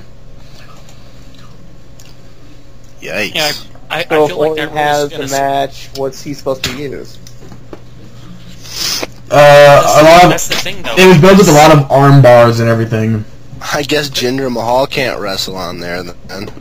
Because that's kind of the issue. Because of that rule, you got several superstars that simply aren't going to be able to wrestle. Yeah, because of their finishers. They're like, it solely revolves around them being, that's their finisher. Oh, it's like a headlock or something like that. You I don't think the Miz probably would, because that involves the face slamming to the ground. Yeah, you won't see Orton, you won't see Kane. STF finisher. You won't see Kane wouldn't work. No. You'll see them, they just wouldn't be able to do their finishers. Yeah, but, I mean, what other moves do they have? I mean, Cena at least has the AA, but he can't use the STF. Yeah. Kane can't do his choke slam, he can't do the tombstone, because both of those target the neck. They could just do a big drop kick, that's it. What about the last ride? I mean, not drop kick. You just do you just kick him in the face. That's it, and they go down 1, 2, 3. But you can't kick him in the face. Yeah, you can. Kofi did a drop kick to Heath Slater in the match. What about the last ride? They don't. Only Taker uses the last ride. There was some. I think he tied to Kane. Well, that's when they're Brothers of Destruction, though. I think Kane just used like a normal power bomb. Yeah. I mean, I can see him doing power bombs, I guess. But I mean, like, you're not going to see Dolph Ziggler on there because he's got the zigzag and the sleeper hold. I mean, you're just sort of limiting who can actually get on there. Yeah, but most likely it's going to be Brodus Clay every week. I want to see why not. Brodus Clay, you're never going to see John Cena on it, just letting you know that. Even though, yeah, he's the big guy and people would like to see him in matches, you're never going to see him. It's going to be a big jobber show, but it's only going to be one match that they're going to be focusing on. Yay. Yeah. And they did like a big segment, like, there was a small little segment during it where you could dance with Brodus Clay, and he taught you how to dance the raptor dance, whatever it was. Ugh, stupid. Well, to be fair, this is a show targeted to kids. I know. It didn't sound... You're trying to get a feeling, you're trying to rate it like you would a Raw or SmackDown, and that's just not going to work. But it's like, I wouldn't have never watched this as a kid, too. That's the thing. I used to watch shit like,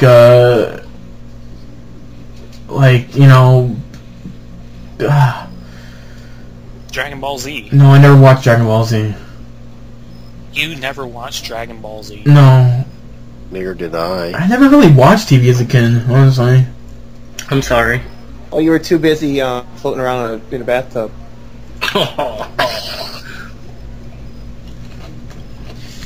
Good old family fashion family. and he goes quiet. I mean, I don't know.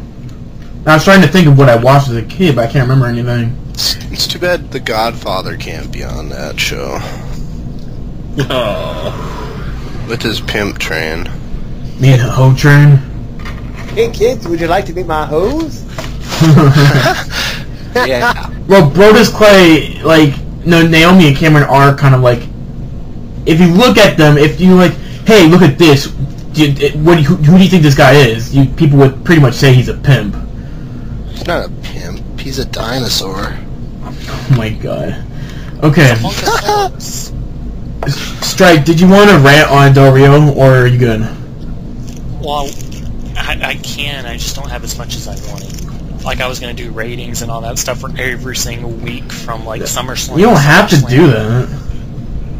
I mean, I just got, his title attempts, basically. From SummerSlam to SummerSlam, what title matches he's had. Okay, you can do that. Alright, well, SummerSlam 2011, Del Rio cashed in after the Punk-Cena match. He became champion. And then Night of Champions, I believe it was a triple threat match, right? Mm-hmm. So Night of Champions was a singles match. Oh, right, it was Cena. Which made no sense at all. Anyways, Night of Champions, Del Rio loses it to Cena, right? Mm-hmm. Well, he loses it to Cena, so he was basically a transitional champ. And then at Hell in a Cell, he had the triple threat. And then Del Rio wins that again. Then at Vengeance, you have him defended against Cena in a Last Man Standing match. And then at Survivor Series, Punk takes control of it. Alright. That looks about right. He's in the title scene. He's not out of place, really. Then you go to TLC, he's getting his rematch clause, essentially. So, yeah, that's about right. Now, at that point, he basically gets injured. He doesn't get a title shot at Royal Rumble because he's inactive. He doesn't come back at Elimination Chamber. And I believe he wasn't back in time for WrestleMania, right? Nope. Anyways, he comes back after WrestleMania. I believe so. Mm-hmm. Yeah, he comes back. And then he's out of it. He's not challenging for the title at Extreme Rules. Because that's Sheamus and Bryan and Punk and Jericho. Alright, that's good. Then at Over the Limit, he gets a title shot against Sheamus. I thought Over the Limit was a Fatal 4-Way. Do what? Over the Limit was a Fatal 4-Way. No, it wasn't. It was. No, it wasn't. Sheamus, Orton, Del Rio, Jericho.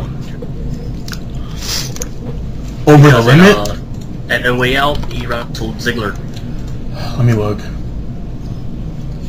Well, he was in a title match and he didn't get it.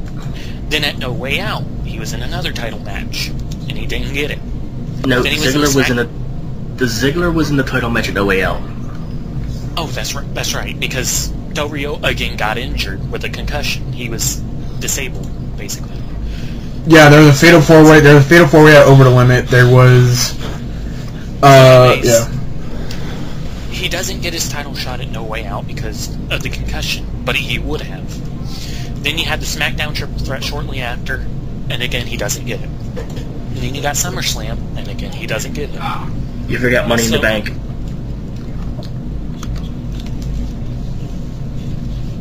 Hello? Strike? Hello? Right. Jesus, So, you're not allowed to like fucking say something and then stay quiet on a podcast. Well, he said, you forgot Money in the Bank, and I was trying to remember. Oh, wait, I did forget Money in the Bank. So I was trying to remember. But basically, counting SummerSlam to SummerSlam, Del Rio's basically been in the picture, the title picture, like 10, 11 times. In those 10, 11 times, he left as champion for 3 of them, which is the first SummerSlam, Hell in a Cell, and Vengeance. He lost the title twice and gained it twice. But from there, he didn't do anything. He had not had a title shot. The only time he hadn't had a title shot was for injuries. He couldn't do it for Royal Rumble, Elimination Chamber, WrestleMania, because he was injured.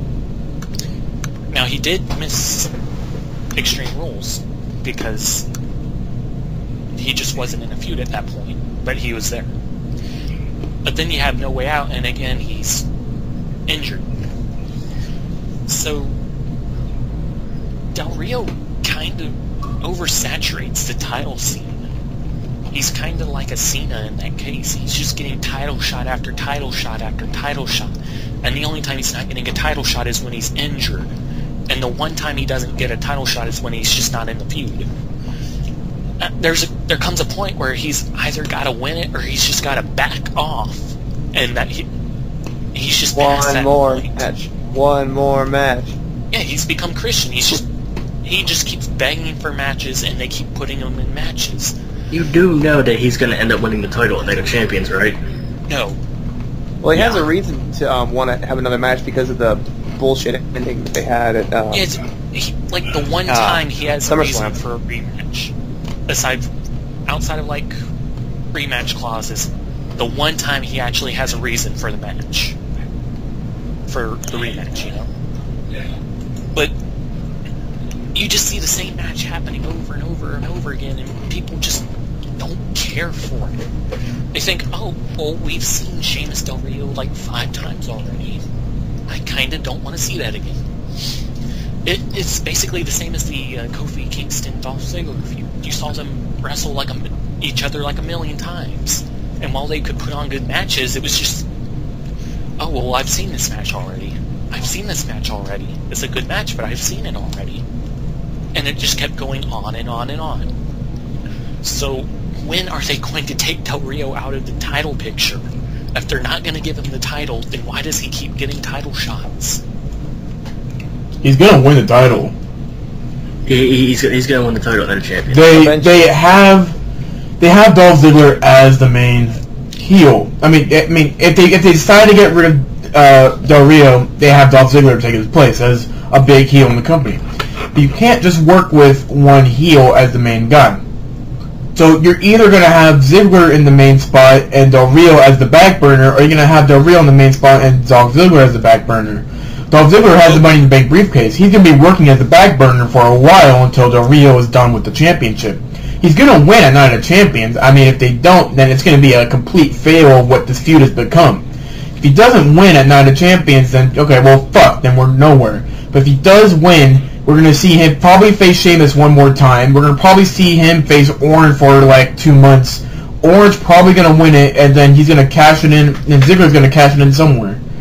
Probably on Orton, or probably going to cash it in on Night of Champions. I don't know.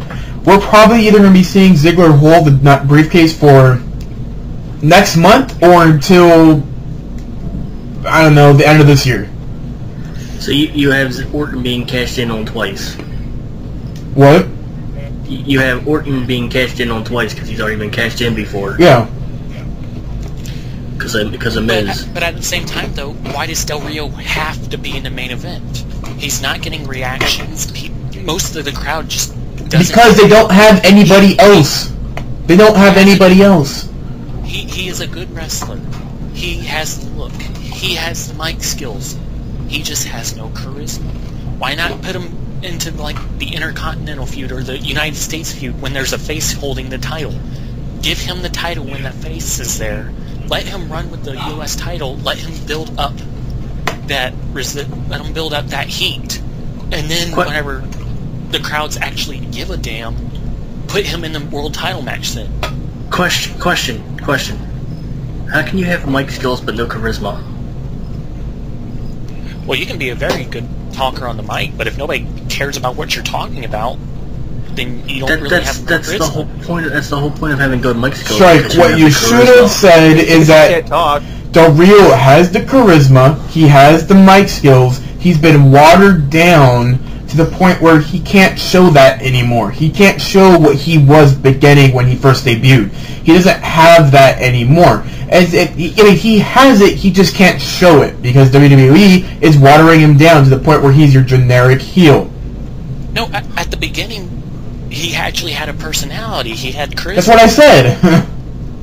And then after the Rey Mysterio feud, oh wait, he's in the main event.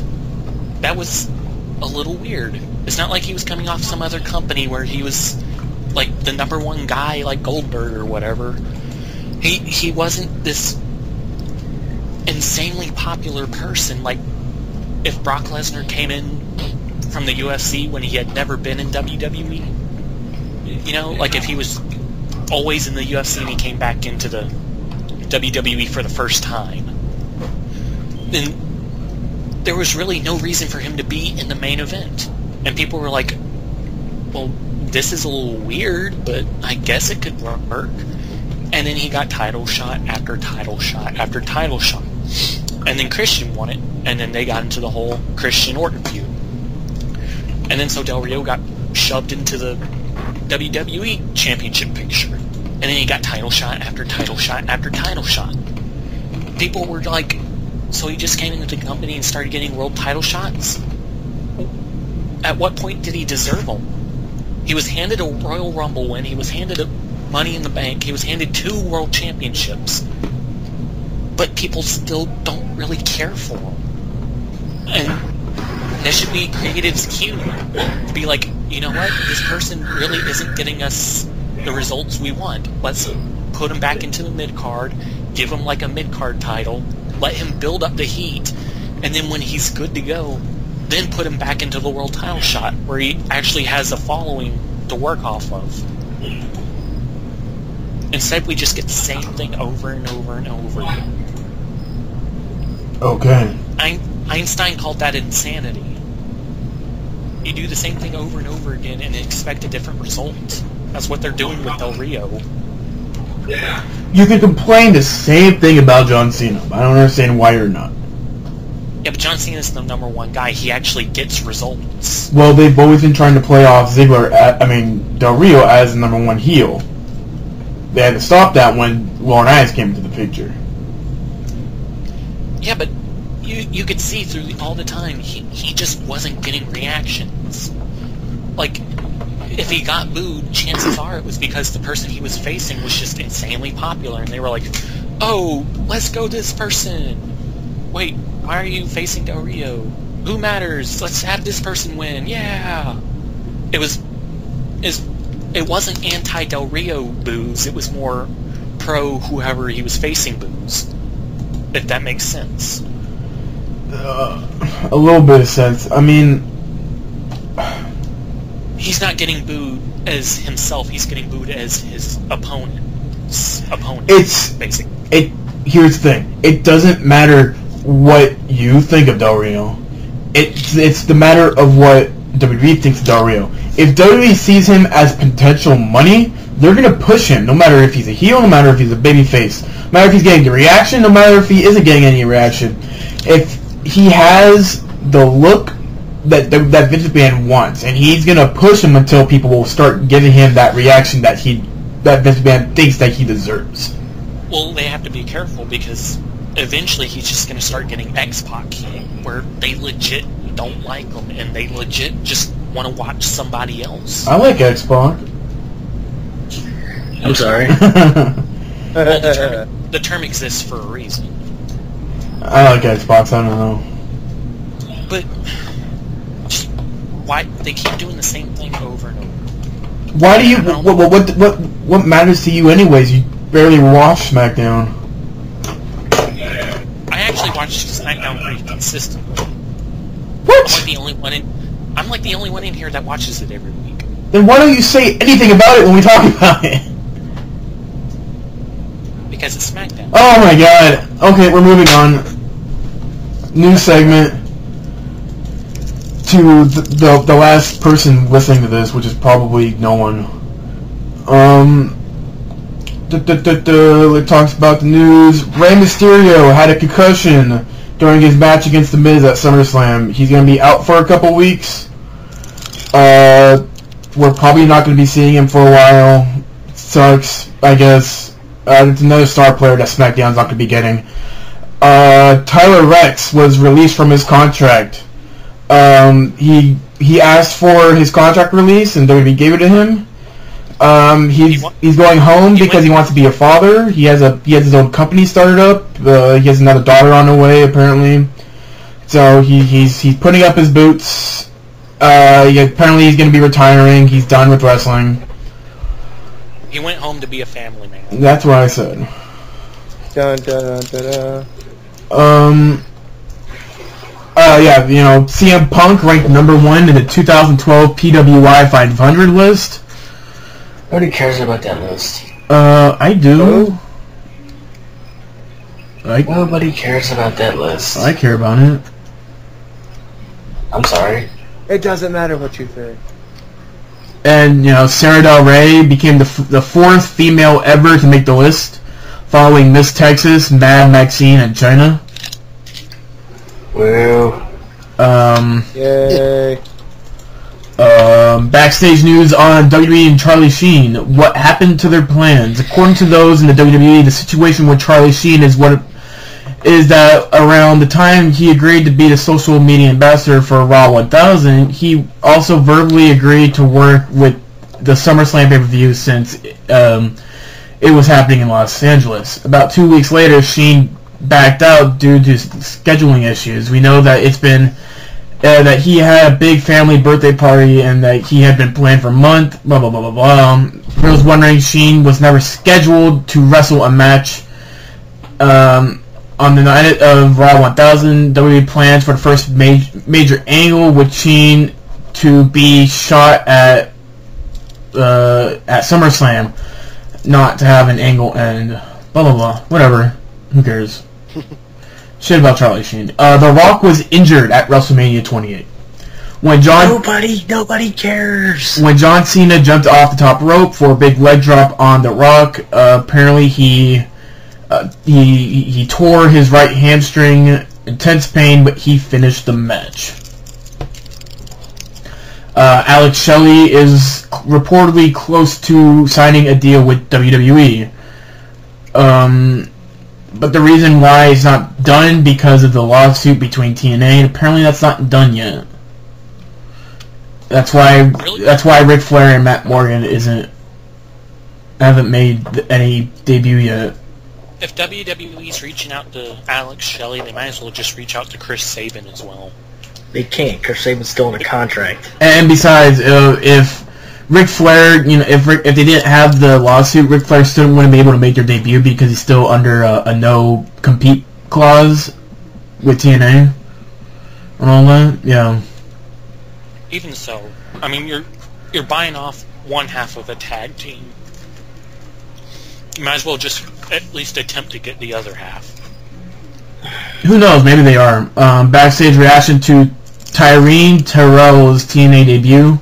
A lot of people were shocked that she didn't get an open ovation from the WWE because I bet no one knows who she is because she didn't play a big role in WWE. She played manager of ECW, but she played the manager of ECW when it was shit. So yeah, a lot of people were surprised that she didn't get a big ovation when she was first announced as the new official for Divas matches. Oh, Tiffany? Who cares? No. Oh, right. And yeah, like I said before...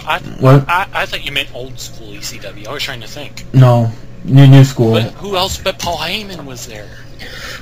And last and not least, like I've said before in the show, big indie match between Punk and Rollins versus Ono and Cesaro. This led to John Cena announcing that he's going to be at NXT on September 20th. That's it. Yay. I need TV time. Give me TV time. It's Sunny Dive going to be on TV. Yep. Oh, and an update on the new WWE Championship belt design. It's been reported for months that the WWE is in process of making a new WWE Championship to replace Punk's current spinner belt. Punk confirmed in a recent interview that the belt will debut very soon. He speculated to debut early as WWE SummerSlam or by next month's Night of Champions pay-per-view. To update the situation, we can report that Rick Petco from Orange County Choppers, which I know because it's really close to where I live, which is featured on the Discovery Channel's American Chopper television series, is helped with the creation of the belt. He tweeted on Wednesday the current image of the belt. I'm not sure if maybe that's the picture that he tweeted is the belt. I'm not sure yet, but yeah, the belt should be debuting really soon. And I guess that's it for news. Man, what a sucky week for news. Let's just get this over with. Pop, flop, and botch. Let's do it. I'll go first. Okay, Mike. My pop for this week is me going to TNA next week for the first time ever in life. I'm sorry. That's the worst pop. Are you depressed? Are you... Oh my god. A little bit. That should be your, You seem depressed. That should be your flop of the year or something. I have to go to a TNA show. I'm going for free, alright? That's like the... your eyes are gonna die when you watch that terrible wrestling, right? I thought you died, Hunter. Where'd you come from? You know. Your head's gonna explode once you look at all those storylines. It's a house show. It's not Impact. House shows are just as bad. Shut up. My flop is for the Claire Lynch storyline. No, wait, no. My botch is for the horrible week I've had, and my botch goes to me for screwing this up. My botch goes to the Claire Lynch storyline because I literally want to smack a kitten for how bad that ended. And I'm done. Strike, go. My pop goes to Damien Sandow because he's enlightening the entire world and keeping away the ignoramuses. Oh my god. You're welcome. Anyways, my flop goes to Hunter because he's obviously one of the unwashed masses. Okay. And my botch... What does my botch go to? Let's give it to AJ. Because she's flat. Joker, go. That's fucking great, Joker. Okay, Jonesy, go. I thought you said Hunter. I said Joker. Go fucking go. We need to end this. Sorry. I couldn't hear you. The quality was kind of bad. You're a piece of shit. Okay, go. Alright, my pop goes to, my pop goes to, fuck. The fuck Your pop, is that? your pop should go to me for bringing you back into this chat after a week of being gone. That should be your pop. Yeah, but nobody likes you. I had a wrestling pop, but I forgot it. I think it was about Raw though. Oh wait, no, it was about SummerSlam. It goes to SummerSlam for being a really good pay-per-view. What? What? SummerSlam? What? We did that podcast last week. Oh, I did. Sorry. What? Ugh. This podcast turned from like super good to like shit to like why the fuck is anybody watching this? Which is why no one is watching this on Justin.tv/Archive Wrestling. Which is why no one's probably listening to this right now. Which is fine with me. Oh, Greg, don't be so negative. I'm super negative right now. How terrible this show's been. Okay, go. Finish up. Jesus Christ. Anyway, my flop goes to TNA for being stupid. The fucking thing with Claire was just retarded. And I guess the botch goes to myself for not having a good pop at all. Jonesy, go. Strangely, I think I'm gonna give my pop to that, what was it? How'd it go? Punk, who was in that match? I can't remember. The NXT match. Oh, Punk, Rollins, Cassius Ono, and Antonio Cesaro. Yeah, I want to see that match. I'm surprised. I tried looking it up on YouTube, but I couldn't find anything about it. It's not up on YouTube? Nope. The aftermath of that match was on YouTube, but I didn't see the actual match. Oh, cause I've never actually seen them really wrestle, but I kind of want to see that match. My flop is to wrestling in general for this week. It was boring. And what the hell is that? I feel like Finish it up! Let's do this. It's fine. And my botch goes to... I'll give it to Greg. Give it to the Ultimate Warrior. feel like- I'm looking at a picture of him right now, and I just want to fucking punch him in the face.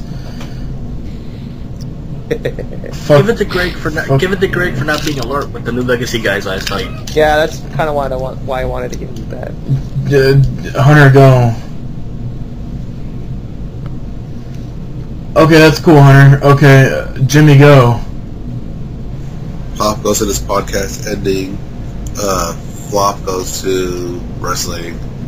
And botch goes to your mama and your daddy for not pulling out. Greg, you're the worst host in the world. Piece of crap. Hunter, go. Piece of crap. I hate you, Greg. Hunter, go. My pop goes to slutty chicks. My flop goes to Greg for being a douchebag. Grade A asshole right now. And my botch goes to Greg for ruining all our viewers. My pop goes to Sandow. My flop goes to this entire podcast, and my botch goes to this entire podcast. Thank you, everybody, for joining us to the Arc of Wrestling podcast. Bye. I am your host, Greg. You can follow us on Twitter over at twitter.com/Arc of Wrestling. You can follow us on YouTube over at youtube.com/Arc of Wrestling. You can find us on Tumblr at thearcofwrestling.tumblr.com. You can find us on Facebook, and you can find us on the other shit too. I don't know what else. I don't know where else we're on. I think I covered everything. We're going to make a MySpace just for that now. Yeah, we're gonna have to make a MySpace now. You could follow some of the. I am so not dealing with MySpace. I am. Shut up. Go watch amazing streams like the Top Turnbuckle podcast and New Legacy. New Legacy is much better than us. I'm not sure about Top Turnbuckle though. We come for you, nigga. We come for you, nigga. Hopefully we'll have a new Legacy guy on here within the near future. And then we never do. I gotta pull some strings. And then we end up getting Mark on, and he cusses us out. Okay, Tampon strings. we're done. Well, I got Johnny and Blake's Skype name, so I got 2 of the 4. Thank you, everybody, for joining us this Homer's week. my favorite, though. We will see you next week on the Arc of Wrestling podcast. Bye-bye. Homer from Arc of Wrestling.